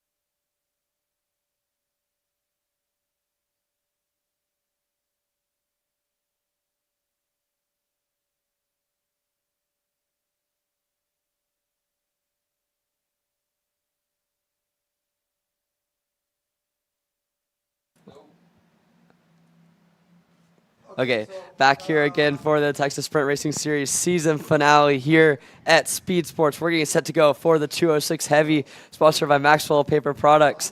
And I'm here with an expert in 206 Heavy, Caleb Fiesca. Caleb, you've had a solid weekend so far. You know, Friday you were up front in practice. Saturday and Sunday you're up in the booth seeing Ross Smith and Jesse Gwynn on the front row. What are you expecting for this one? I'm expecting them to go fast, and that's about it. No, I'm expecting a good race here up at the front. It's going to be, Ross Smith and Jesse Gwynn. They've been in a class of their own. Hopefully Noah Murphy can do something. The championship hopes for him are slipping away here, but hopefully he can, make up some time to really compete with Ross Smith and Jesse Gwynn, who are going to be starting on the front row here. Much shorter heat race, so I think for these guys it's super important to make the moves early and make them stick the whole way through, and just being consistent and staying out of trouble, because if you don't, then it's going to be super hard to claw your way back with 5-minute heats now on this Texas Sprint Racing Series revised schedule. As we are getting set to take the green flag here, Ross Smith, Jesse Gwynn coming into the tram lines now. Let's see if Porter gives us the green flag this time by, and he will. The green flag is out. We are racing here in 206 Heavy. Ross Smith with a great start, and Jesse Gwynn still on the outside. Goes a little bit wide there. See if he can set up a move here to hold on to P2, and he does. The best start that Jesse Gwynn has had all weekend long pretty much here. And Noah Murphy with another great start as well. Max Martinez being held up there a little bit. Nick Miller able to get ahead of Michaela Bradley here at the moment, and Max Martinez up in a P4. Can Noah Murphy get the move done down the inside? Cannot, a little late on the braking, and Nick Miller is going to get the over-under here. A good move by Nick Miller. Yeah, you can see there the battling going on from third on back. Michaela Bradley going to get shuffled wide there just because it was a lot of momentum as we see battling for the lead up at the front. Jesse Gwynn going immediately at Ross Smith. Not going to happen. Smith going to hang on. Defensive driving there. Leans into the corner, into the back boot. He's going to probably take a look back here, I guarantee you. I'm wrong there. He's going to go straight ahead, but Jesse Gwynn's right there on his rear bumper going down the back straightaway. Will we see Jesse go aggressive? I mean, again, these two have been 1 and 2 all weekend long. There's no real purpose to fight too crazy here in Heat 3, just risking tearing stuff up. But coming down to complete lap number 1, you can see Ross Smith ahead of Jesse Gwynn. We saw Gwynn with a quick look there, but now looks content to just push as they head off into turn number 1 for the start of lap number 2. Yeah, and I think Jesse Gwynn has a lot of experience as well, the VLR factory driver this weekend in the 206 Heavy class. We've seen a big push by them pretty much this weekend, bringing a whole bunch of guys from California and expanding that team. That's a great expansion there by Jeff Shaw, bringing more of their guys here to the regional scene in Texas. So good to see by the entire VLR team. And Jesse Gwynn, I think he's just going to stay patient here with Ross Smith. I mean, he knows that he has nothing to lose here fighting against here Ross Smith. So I think Jesse Gwynn's going to be patient as we see the battle further back. There's Michaela Bradley and Nick Miller going side by side. Noah Murphy currently leads that pack coming onto your screen now, and you see Noah Murphy and Max Martinez jockeying for position here. Kyle Hale at the front of this group here. Noah Murphy at the tail end. Seems like he's falling off the group. Michaela Bradley there on the edge of your screen, and Nick Miller in there as well. The best run by him. Talked to him a little bit as well, and he was telling me that he was struggling a little bit for pace. Didn't know what he needed to do to catch back up, and I think he has figured it out because he is currently in P5 here, and he seems pretty solid here behind Max Martinez. Kyle Hale as well. And one of his first races here at the Texas Sprint Racing Series. He's done a great job. We got a battle for the lead here as you see Ross Smith under fire. A little bit of contact there on the exit of turn number 2. Jesse Gwynn tried, could not work out as we got a battle for third on back going on, raging in the background. There you can see Max Martinez getting up to third ahead of Kyle Hale. In 5th place now, Nick Miller. Again, the best run we've seen from him all weekend. There's a good fight. We see more contact. Michaela Bradley, Noah Murphy coming together for the second time in 2 heats. This time, Murphy tried to move. Bradley going to hit her with a little bit of a gesture there, and it doesn't quite work out for either of them. Regardless of what they think of each other, they're both 8-9 seconds back from the pack now. Yeah, their race is ultimately going to be over here as Ross Smith and Jesse Gwynn on your screen now. They have pulled away from the rest of the pack. And maybe next lap, we can see the gap that they have built on the rest of the field here because Ross Smith and Jesse Gwynn in a class of their own. Let's see if Jesse Gwynn can do anything here to Ross Smith down the main straight. And I think Jesse Gwynn is just really being really patient with Ross Smith, knowing where being patient, trying to see where he can make the moves here on Ross, as Jesse has had a handful of pace all weekend long in that VLR. Yeah, I mean, Ross Smith is just really kind of under fire from Jesse Gwynn. Gwynn is able to place that cart wherever he wants. The VLR machine able to do whatever it needs to do to keep up with the number 575 car. And you can see Smith continuing to take smooth lines. He's not overdriving, and he's kind of kept himself in a position where he's not under fire. You can see he was a little bit there on exit, but Gwyn now under attack. He's going to go to the inside of Ross Smith. They almost make contact. Gwyn, a little bit of a risky move there, but he gets the job done, puts himself in the lead, and they can afford to have a little bit of a battle because there's 4.8 seconds back to the next closest kart. And a late turn in there by Ross Smith, as I don't think he wanted to let Jesse Gwynn through, and now Jesse Gwynn to the point of this field, and Ross Smith still in drafting range with Jesse Gwynn. You see him now on the rear bumper of that VLR machine, and Jesse Gwynn, I think the big thing for him is to set in his lap times and trying to be consistent so he can pull away from Ross Smith here, because I think Jesse Gwynn can do it. He was much faster than Ross Smith in the second heat, and I think he has a handful of pace under that VLR machine that we still haven't seen. Yeah, we're seeing just how good Jesse Gwynn is in the back section of the track. That is where he's able to pull the gap, where he's able to make those passes. And now Ross Smith kind of coming to the area where he's been a little bit better, all the way up to this turn 4 hairpin. He's been so good coming out turns 1 and 2. He's been really good down the straights. And then through this is where it starts to shift back to Jesse Gwynn a little bit. We'll see how it changes with Gwynn up at the front for the first time in a couple of heats. So now Ross Smith going to look in the same area. Gwynn gives him a lot of space there. They're going to go side by side. Gwynn almost gets doored off the track there and move Ross Smith back to the race lead. And an intense battle for the lead here, like you said. So Ross Smith back to the lead of this race. Jesse Gwynn in second. The fastest lap of the race belongs to Jesse Gwynn. Oh, he's going to point him over. He's going to let him go. He's like, yeah, you go to the front. Jesse Gwynn tops. I think they're having a good time with this, but I think Ross Smith maybe thought that wasn't the cleanest of passes and was like, okay, I'll let him go. And they'll live to fight another day, live to fight another battle here as they come down, getting set to go. I believe this is going to be 2 laps of racing to go. As you see, Jesse Gwynn continues to lead Ross Smith in second. That little scuffle cost him a little bit of time, but even with that, they're still running lap times that aren't that far off of what the rest of the field are doing, even when they're pointing each other by. Yeah, of course. The gap to the rest of the field currently sits at 5 seconds, and we saw that respectful gesture there by Ross Smith. Knew it wasn't the cleanest move, and he gave it right back to Jesse Gwynn. So good to see respect here in the 206 heavy class, as Jesse Gwynn now still ahead of Ross Smith. Is Ross Smith going to regret it here in the end? Because I think Jesse Gwynn has a handful of pace here in his VLR kart. Yeah, I have to say, 206 heavy, we've seen a little bit of back and forth this season, but right there was a really good show of sportsmanship on both sides of things, and I think we're going to see a fun battle here as we come to the last lap and a half. Ross Smith trying everything he can to get back. He made the pass once. He decided to let him go again. Now he's all the way up on the wheel.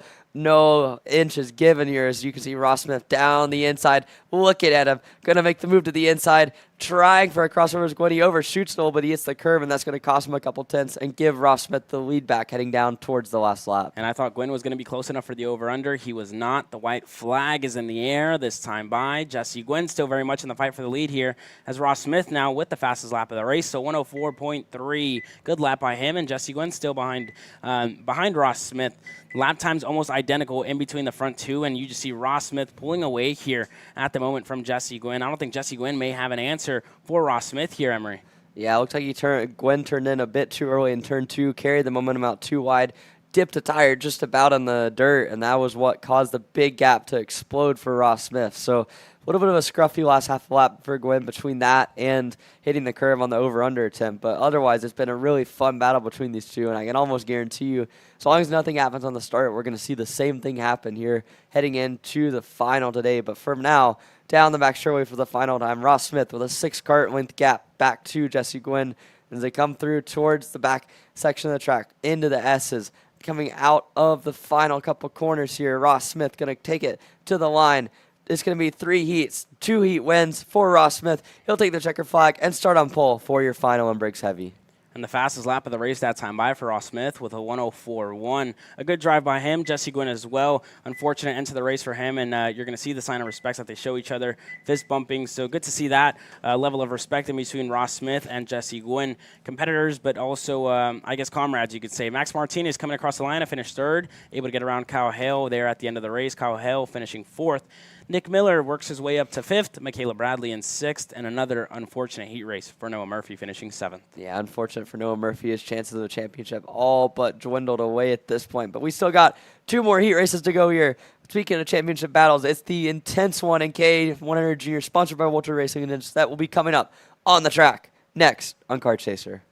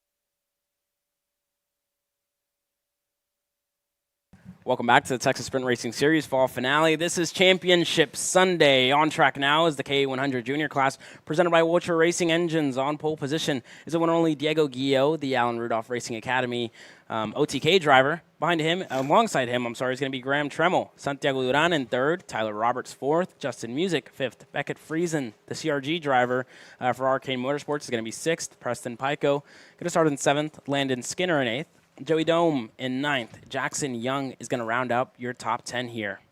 Yeah, Davis Henry, Gage Bailey, row 6. Easton Cox, Derek Wargo, row 7. Alex Pope, Jeremiah Thomas in row 8. Luke Cruz, Nathan Golseth, Hamza Abdul Anbar in row 8 or row 9 alongside Betso Cadena.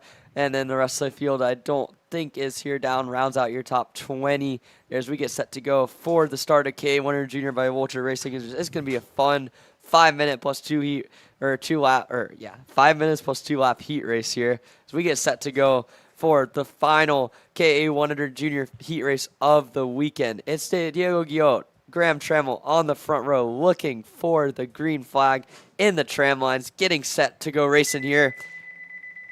Let's get it. Green flag in the air. Diego Guillo up to the race lead. Into second goes Graham Tremmel, trying to hang it around the outside. He's going to do it. Santiago Duran made a good effort. He'll slot into third, and the rest of the field snakes through turns number 2 and 3. Yeah, good start to the race there by Diego Guillo, and we know he has been quick all weekend long. So the more they fight, the more that Diego Guillo will begin to extend that gap. And we see contact further back. Some drivers up and around. I think that's Pato Cadena in there as well. And that's another driver. Can't really see those numbers. It's one of the LN carts, the 827. That's the 827 of Gage Bailey. He started in 12, so not a good start for him. Unfortunate start of the race for him, and that's going to pretty much put him out of contention here. Hopefully he can get back going. On your screen now is Preston Pico trying to close down that gap to Beckett Friesen up ahead. Landon Skinner behind Preston Pico there, and Santiago Duran up to the point of this field here with Graham Tremmel ahead, and Diego Guillo already with a commanding lead early in this race. Yeah, that back half of the field scuffle looked a lot like a rush hour scene in Houston out there, but it's still going to be solid here as we continue on to lap number 2. We have Graham Tremmel still way behind Diego Guillo. I mean, this first couple laps is where Guillo makes his money. Like, he gets himself a second and a half gap. They try to battle behind him, and we're seeing it right now. Justin Music to the inside of Tyler Roberts. He's going to make it into fourth there. Landon Skinner's going to try around the outside on Preston Pico, not going to make it happen. Excuse me, that was Beckett Friesen up there. The helmet kind of confused me there. But we're seeing a lot of battling in the second group, and none of it is going to help when it comes to chasing down Diego Guillo. Yeah, if I had as many dollars as Diego Guillo had good heat race starts, I'd have $3 now because that's 3 heat races. So that's Diego Guillo, 3 good race starts for him. Already in a good lead so far. Graham Tremmel in second, and Santiago Duran still holds strong here in third. Beckett Friesen holds on to fourth here at the moment, and he looks really quick as he continues to close down that gap to Santiago Duran ahead. Is Beckett Friesen going to decide to go this time by? He is. So is Santiago Duran, 3 wide. Beckett Friesen able to work his way through, and Santiago Duran as well. Graham Tremmel going to fall back to P4, and through goes Landon Skinner as well. Welcome to the party, Landon Skinner. Yeah, Beckett Friesen there, the highest he's been all day. Not for long, though. There goes Santiago Duran into the second position with Graham Tremmel going to third. Landon Skinner going to go around the outside into fourth. And just like I said, Beckett Friesen with a sensational move to get himself up to second. He's immediately going to fall down all the way into the 5th spot. He's under fire from behind. That's Preston Pico and more coming after him, coming down the back straightaway. Coming down the back straightaway now, it's Santiago Duran falling under pressure from Graham Tremmel. A little bit of a defensive move there by Duran. And there, his teammate of Landon Skinner right behind him works his way through Graham Tremmel. And now it's Landon Skinner up in a third. This is the highest we've seen him all weekend long. He's struggled a little bit here early in the weekend, but it seems like he's found his rhythm now and up in a P3. Is he going to go on Santiago Duran? He's not. He's going to decide to push, content to push. And now you have an 8-cart train here, Emery. Yeah, I mean, Diego Guillo might as well be on a test session right now because he's not really in the race with these guys. This is all kicking off. They're going 4 wide almost into there. A big block from Duran's going to backfire on him. He's going to lose 8 spots in one corner as he goes from second. He's slamming the wheel. He's upset. He really should just be upset with himself there because he kind of put himself out in there with a late block, and it's going to cost him a lot of spots as Derek Wargo makes a move. That's the highest we've seen him in the KA stuff this weekend. They're all going crazy out here in the back half of the top 10, and that's allowed the C's to part for Beckett Friesen into the top 3 now as we continue down the back straightaway. There you see more battling on. Duran's under fire. That's Justin Music to the inside of him. Looks like some more battling going on. Maybe Easton Cox back there as well trying to make a move at the front of the field. I mean, Diego Guillot has such a big lead at this point. I mean, we're talking already almost 4 seconds and one 3-lap span. That is insane. Preston Bike goes up with Landon Skinner in second and third. Friesen's in the fourth, and Derek Wargo has already cracked the top 5 from 14th on the grid. It's an Allen Rudolph Racing Academy 1, 2, and 3. Diego Guillot, Landon Skinner, and Preston Pico has a move down the inside by one of those drivers on Derek Wargo. If I'm not mistaken, that may have been Joey Dome there. Tyler Roberts, on Derek Wargo. A good move by him to work his way further up the field. Yeah, Tyler Roberts, again, his first season in KA Junior, he was really good at Mini Swift. Kind of taking a little bit to get used to it, but we've seen some glimpses of pace. We're seeing it again this week in the racecraft coming to form, and now we get a look at a couple of the guys further up the field. So more experienced guys, Preston Pico and Landon Skinner fighting for that second position. Pico's been able to get it over the course of this lap. Beckett Friesen has closed up. Man, that CRG looks so good at the hands of Beckett Friesen. He has been able to really wrestle that cart around. The Arcane Motorsports entry is flying as he goes purple with a 56.5 and closes up to the second and third Allen Rudolph Racing Academy karts in line. Yeah, and there you go. Landon Skinner still behind Preston Pico. He looks over his shoulder. He sees Beckett Friesen is there. I think Landon Skinner is going to want to go here on Preston Pico pretty soon. He sees that they aren't catching that much, and they are going to fall to the clutches of the CRG Arcane Motorsports entry of Beckett Friesen, who has a handful of pace in that CRG with a 56.508 for him. So a good drive so far for Beckett Friesen, up 2 spots from where he started, and now you see him trying to set up a little bit of an over-under move here on Landon Skinner. Not good enough, but he's going to have the run down the straight. He's in drafting range. Landon Skinner beginning to lose touch here a little bit with Preston Pico. Seems like Pico had a better exit, and Landon Skinner knows it. He has to go on his teammate, and there you go. Move Landon Skinner up in a P2, Pico in a P3, and Beckett Friesen is going to have to hold on for another lap. Yeah, I think we're seeing now the 2 best karts that are not Diego Guillot are now in this battle, and that is Landon Skinner and Beckett Friesen. I mean, Friesen's been so fast the last 2 heats. Now he's going to go for third on Pico. Gets it done into the inside into turn number 2. Move him up to third. Move Landon Skinner up to second, and I'll Preston Pico back down to fourth. He'll probably take a look back and see that there's not any pressure from behind, and now he can afford to just kind of take a step back and see what he can do in these last 2 laps to try to get those spots back. And now Beckett Friesen in an AR Academy sandwich here as he tries to close down that gap to Landon Skinner, looking for a move to get it done. Beckett Friesen still was 0.2 faster last time than Preston Pico. Obviously, with the move that he made, got ahead of him now. And Landon Skinner and him have been putting in identical times. So Beckett Friesen, can he get it done here? Down the back straightaway, he's not going to be close enough this time by. It's going to be the 2-6 in the air for Diego Guillot, who will come across the line now. 2 sticks will be in the air here for it's going to be the white flag here for Diego Guillot, and Landon Skinner is going to cross the line here in P2. Can Beckett Friesen get a move done here into turn number 2? We go not close enough here. Yeah, Beckett Friesen tried, did not have any space down there to make a move. Now coming out of turn number 3, Friesen trying to find a move, but it's just not there. Skinner's doing such a good job of blocking him off now. There you can see Skinner with a really aggressive turn and under braking. Gets it done, gets the turn and done, and now it is a 3-kart battle for that second spot. Friesen going to try, not there. That was an aggressive attempt, but he did not have the room to do it. He's going to have to go defensive on Pico now, and all this defending has brought that entire second group back in. Welcome to the show. Graham Trammell, Tyler Roberts, Derek Wargo, and more all coming on the scene. It's now a battle for third. And it looks like Skinner is in the free, and behind him is Beckett Friesen. Going to go under fire. There comes Preston Pico, not going to be able to make the move. They're going to go side by side for fifth, but at the front of the field, it's Diego Guillot to take the win easily over the rest of the field here in K100 Junior, sponsored by Vulture Racing Engines. It's going to be Landon Skinner in second, up 6 spots from where he started. That's good for him in the championship battle against Diego Guillot. It's going to be Beckett Friesen in third, a good drive, a good recovery drive by him. Preston Pico up 3 spots to fourth. Graham Trammell in fifth, not the best race for him, losing 3 spots. It's going to be Tyler Roberts in sixth. Derek Wargo, the best we've seen from him all weekend long here in the K100 class.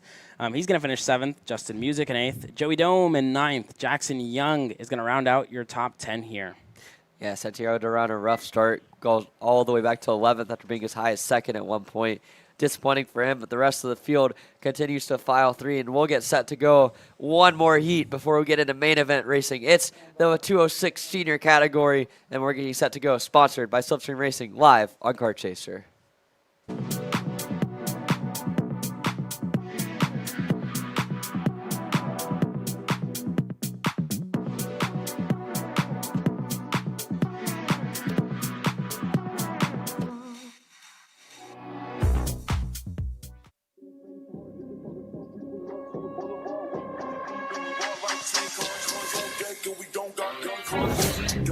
If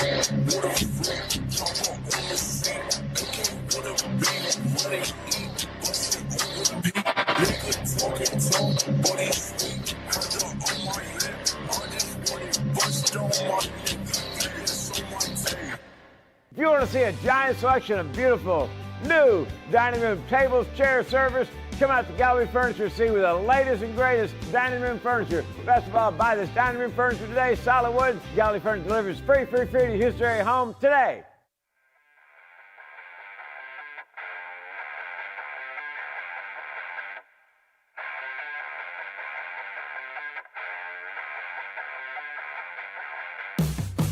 Welcome to Rimrock Raceway, the premier karting facility and motorsport-themed venue in West Texas.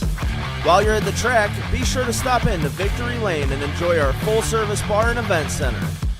We have live music and entertainment weekly, along with Texas's fastest go-karts available to the public.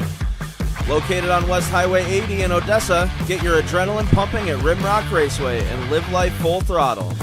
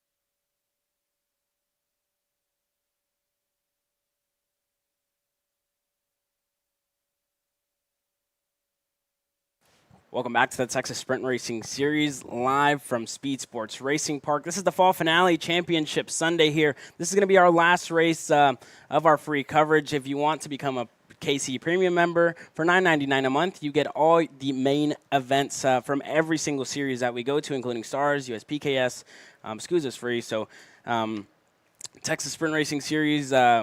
What else do we go to? The Ohio Sprint Road Series. Tax going on right Road now. Tax going on right now. If you want to see main events for that, I mean, Texas Sprint Racing Series is better in my opinion, right? This has been action packed. Hey, but we got to get some lunch here in a few minutes. So I mean, like, yeah. If you want to see the main events here at the Rotax National Championships, you can go see that. Also on Credit Tracer Premium right now. Junior Max going on at the moment, so that might be a good lunch break activity for anyone in the paddock or throughout the world to go check it out. But we're here in Texas. We're getting set to go for the final heat race, the final free coverage of the day.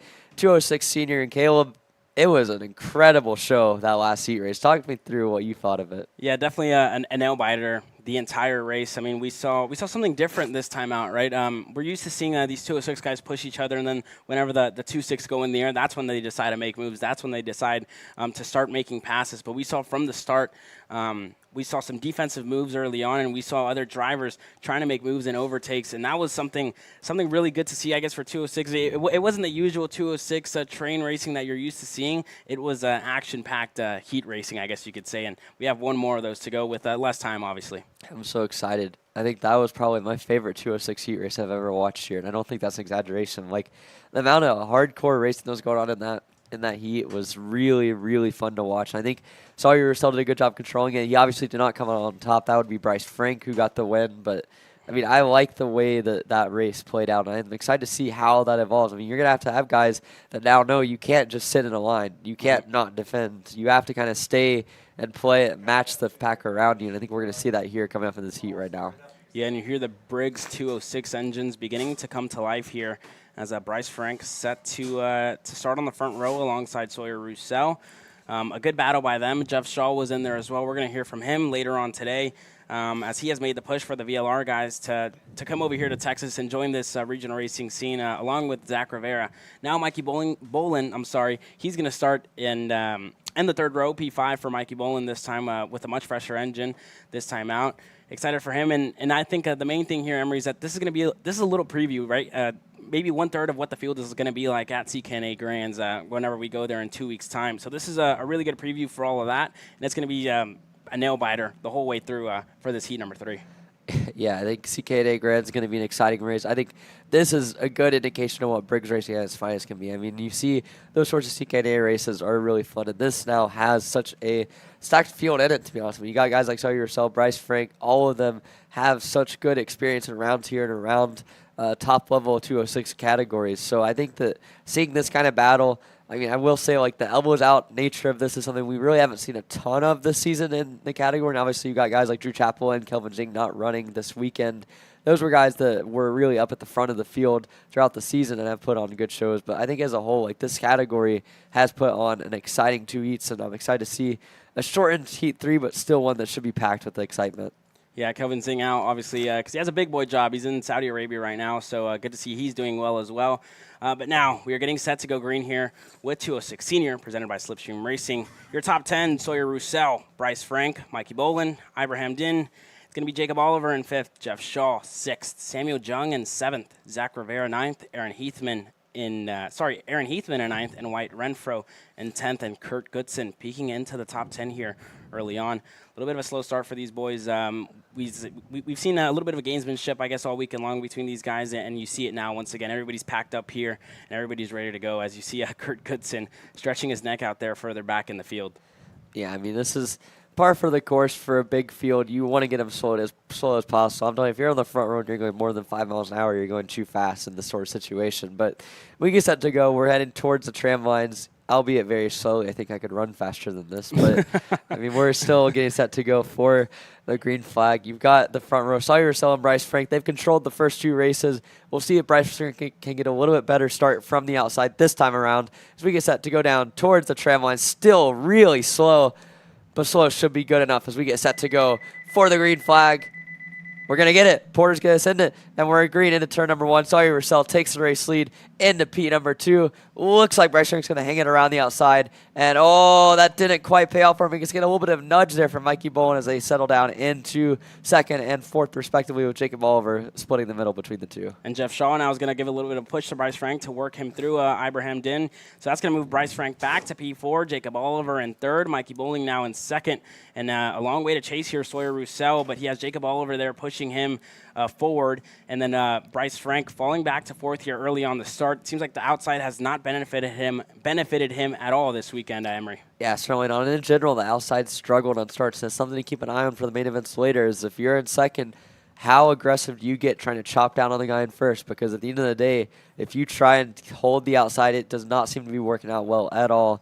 And I think Bryce Frank learned another lesson in that sense today. But in the meantime, at the end of lap number 1, it's going to be Sawyer Roussel with Mikey Bolin right in tow. Jacob Oliver there as well. Then about a 4-car length gap back to Bryce Frank in 4th, Ibrahim Dean in the 5th spot. So the top 3 breaking away just a little bit. Mikey Bolin's got to be happy he's thus far up, considering obviously early in the day I had to start all the way at the back after an engine change. Not going to have to do nearly as much work to get up there this time. Yeah, of course. And now I'm going to be sure to see if Mikey Bolin decides to be patient here with Sawyer Roussel, or if he's going to decide to go here early on in this race. And Jacob Oliver there, you see the Briggs tuck once again in full effect for him as he tries to get as much air over his cart as he can to go a little bit faster, a little bit extra tense, they say. You a big Briggs tuck guy, Caleb? I'm not small enough for that, so I just take the air straight on. It's whatever, you know. I tuck my head, but I don't think it does much of a difference. I think it's all mental, Emery. Yeah, no, I think it's all a little bits of game. Maybe if it gets you 100th, that's all worthwhile. And I think Mikey Bolin right now is looking for that last little 100th because he clearly has a lot of speed in that cart. Sawyer Roussel does too, but Sawyer Roussel's been really good at controlling the race as he comes down to complete another lap. Bolin going to take a look back, see Jacob Oliver's right there. He's not really pulling away, so he's going to say, all right, Let's send it. Let's give a little bit of action here too. Sawyer Russell. Whoa, that was an interesting gesture there by Russell as he points ahead at the sky. Not too happy with Mikey Bowen. We'll see if he gives him the bumper. He's going to go straight down the inside. And just like that, Russell takes the lead back. Bolin did not think to block there, and I think it's going to cost him almost a spot, as now the top two get a little bit of a gap here behind them. And fastest on track here at the moment is Bryce Frank with a 103.653. Good lap by him, a tenth faster than the 3 karts in front of him. And let's see if he can make some moves here on Jacob Oliver, see if Jacob Oliver decides to push him here again. The 2 Allen Rudolph Racing Academy teammates in 3rd and 4th, and the MGM teammates here, the Jam Racing teammates of Mikey Bowling and Bryce Frank in 2nd and 4th here. Mikey Bowling seems like he has good speed down the back straightaway. Seems to be catching Sawyer Russell, but it's not enough. Needs that little extra nudge from Jacob Oliver here early on to really get past Sawyer Russell down the back straightaway. Yeah, maybe a little bit more tuck, maybe a little bit more push, and that might get the job done here for Mikey Bowen. He's trying his best. I mean, we saw that turn 2. He really gave it to Sawyer Russell. This time going to stay in line. I wonder if he's willing to work a little bit longer. Bryce Frank going to get shoved at the outside there. Nothing doing there. That's going to split the 2 groups a good bit. But, I mean, Russell's just been so good at defending, and when he gets past, just passing right back. And I honestly think the way to do this might just be you pass and then you immediately go straight there to block, as we see more battling. Alex Abraham Deem getting shuffled back a couple more spots by Jeff Shaw and Sam Jung as they go through the rest of the top 10. Yeah, Jeff Shaw and Zach Rivera are able to get past Ibrahim Din. Samuel Jung now past him as well. I think Ibrahim was just a little bit too just wanted to go a little bit too soon on Bryce Frank, and Bryce Frank fell back a little bit from that lead pack. As you see there, Mikey Bowling and Jacob Oliver beginning to catch little by little Sawyer Russell. Mikey Bowling seems a lot faster down the end of the straight here. Very interesting to see by him, but still super close to Sawyer Russell, and he needs that little extra oomph to be able to get past him. Yeah, certainly. Russell doing a nice job of holding the race in line, but you've got Mikey Bowling right there in 2nd position. I mean, they're both pushing well. I wonder if this is a little bit of a truce for the moment. Russell is not backed off at all in this entire 3-heat sequence, and Bolin knows that. He's seen the aggressive driving. He saw it firsthand what happened at the end of the last heat, and I think Jacob Oliver knows that as well. But these guys maybe being content to just ride for a little bit and figure it out in the final, or in the last couple of laps here as we're getting set to go towards 2 to go. Last time by for Mikey Bowling, he was fastest with a 103.385. The lap time's absolutely identical to the 1,000th of a second with Sawyer Russell, running the exact same lap time here last time by. Now let's see if Jacob Oliver will be close enough to push Mikey Bowling through. It doesn't seem like he will be at the moment, but Mikey Bowling still there, very much keeping Sawyer Russell honest here, as Sawyer has been quite defensive all race long. Wants to be at the point of this field at all times here, as we've seen today and in this 3rd heat race. Yeah, certainly Russell not going to get past. This is one of the things that you're taught in driver coaching is we get the 2 laps of racing to go, is you do not want to get past if you're in the lead or in 2nd. Always stay in those top 2, and I think Russell's doing a really nice job of that so far this weekend. As you can see, he leads them coming through turns 2 and 3. Mikey Bolin has not left his bumper in the last 4 laps. He continues to just stay so disciplined back there, and we'll see how that pays off for him. We'll see if there's any kind of move coming. Jacob Oliver still there in the draft. He's still close enough, but he has not quite been able to get right up to their bumper the last lap or so. And further back in the field, it's Bryce Frank and Jeff Shaw side by side. Frank stays ahead for now of Jeff Shaw, the VLR driver. Behind him, his teammate Zach Rivera. And now side by side, Mikey Bowling down the inside on Sawyer Russell. Can Jacob Oliver get him as well? He can. The over-under move for Jacob Oliver, is it going to work? It's not at the moment. Is Sawyer Russell going to decide to push him? He's not, is he? I think he will. So Jacob Oliver is going to decide to stay patient here with Sawyer Russell and not put, just stay behind him and stay in line here, as Mikey Bowling now to the front of this field, and Bryce Frank stays in 4th. Yeah, Sawyer Russell, I mean, these two got into each other in the last heat, so maybe no love lost there, but they decided to work together for the moment. Oliver tried a quick look to the inside, not going to make it there. Instead, he's going to keep pushing, and we'll see if they can get back to Mikey Bowling here as we're on the white flag lap. And Shaw looked like he sent a move down the inside on Bryce Frank, and he was able to get it. So Jeff Shaw to P4 now, Bryce Frank down to P5. Zach Rivera in 6th, giving a little signal to Samuel Jung, and Mikey Bowling goes defensive here and stays in the lead of this race. Jacob Oliver looking for a move on the outside here of Sawyer Russell, not close enough to get it done. Mikey Bowling still defensive here, and a good move by him. I mean, we saw Bryce Frank decide to not go defensive, and now you see Mikey Bowling going defensive here, and that's going to lose a spot here. So Jacob Oliver now ahead of Sawyer Russell by inches, not close enough. enough, and they make contact. Sawyer Roussel and Mikey Bowling, and that's going to send Jacob Oliver through. You see him tuck, and you see him absolutely take off. That bricks tuck is working for Jacob Oliver here today. Undefeated power there by Jacob Oliver. Takes the opportunity. Sawyer Roussel with a very aggressive move on Mikey Bowling. Gets the move clear for Jacob Oliver. He's probably now suddenly the greatest Sawyer Roussel fan of all time. The bricks tuck in full force as they come to the line. They're going for the checkered flag, and you can see the emotion. Jacob Oliver has won the third heat here in 206 Senior, presented by Slipstream Racing. Very exciting for Jacob Oliver, the rookie here in the junior class. I'm sure he'll be ecstatic with that, and I'm sure his father will be very happy with that as well, as he takes the win here in heat number 3. Sawyer Roussel is going to finish second after contact with Mikey Bowen. Jeff Shaw is going to finish 4th. Zach Rivera in 5th, and Bryce Frank falls back to 6th. Samuel Jung going to finish 7th. Zachary Abraham going to finish 8th. Aaron Heathman in 9th, and Ibrahim Din loses 6 spots to finish 10th here. Yeah, disappointing in for Ibrahim Din, but certainly he'll have work to do in the final. But how about that? A 3-way fight for the win. Jacob Oliver, tucking it all, gets the job done. He wins a shortened heat number 3 here in Brick Senior. I mean, we can say whatever we want about the bricks tuck. As funny as it may look, once Jacob Oliver tucked back into his seat, it seems like he just had a rocket strapped to the back of that Burrell art machine of his, and he absolutely took off and was able to stay ahead of Sawyer Roussel. And I think that's just absolutely great to see by Jacob Oliver, him being small enough to do that. I mean, I'm too big to be doing bricks tucks. I just don't think I'm that flexible either to really be able to bend my knees that far under my steering wheel. But it's good to see Jacob Oliver took full advantage of that, because it worked here in this race, and we saw the big difference that it had compared to Sawyer Roussel. I've always felt like I'm listening to conspiracy theorists when it comes to that, but at the end of the day, if it works for him, it works. Good job for Jacob Oliver. He wins the last heat race. He'll start somewhere towards the front of the final, as will Sawyer Roussel, Mikey Bowen, and the rest of your 206 senior category, Caleb. And we wrap those up and look forward to the main events coming up. That's the end of our free coverage here on Kart Chaser. If you want to see the main events here coming up next in 45 minutes, don't forget to subscribe and become a KC Premium member here. For $9.99 a month, you get all the main events that we go to all year long. We are going to go green here at 1 p.m. So make sure you subscribe, you become a KC Premium member so you can see all the action-packed racing all day long and see your favorite stars. Well, for me and Emery Leiter, for those of you that aren't going to be joining us for the main events, we thank you very much for staying with us here. My name is Caleb Vieska. Joining me in the booth is Emery Leiter. We thank you here for the Texas Sprint Racing Series Fall Finale. We'll see you guys shortly for some main event racing. Don't go anywhere. We are live on Kart Chaser.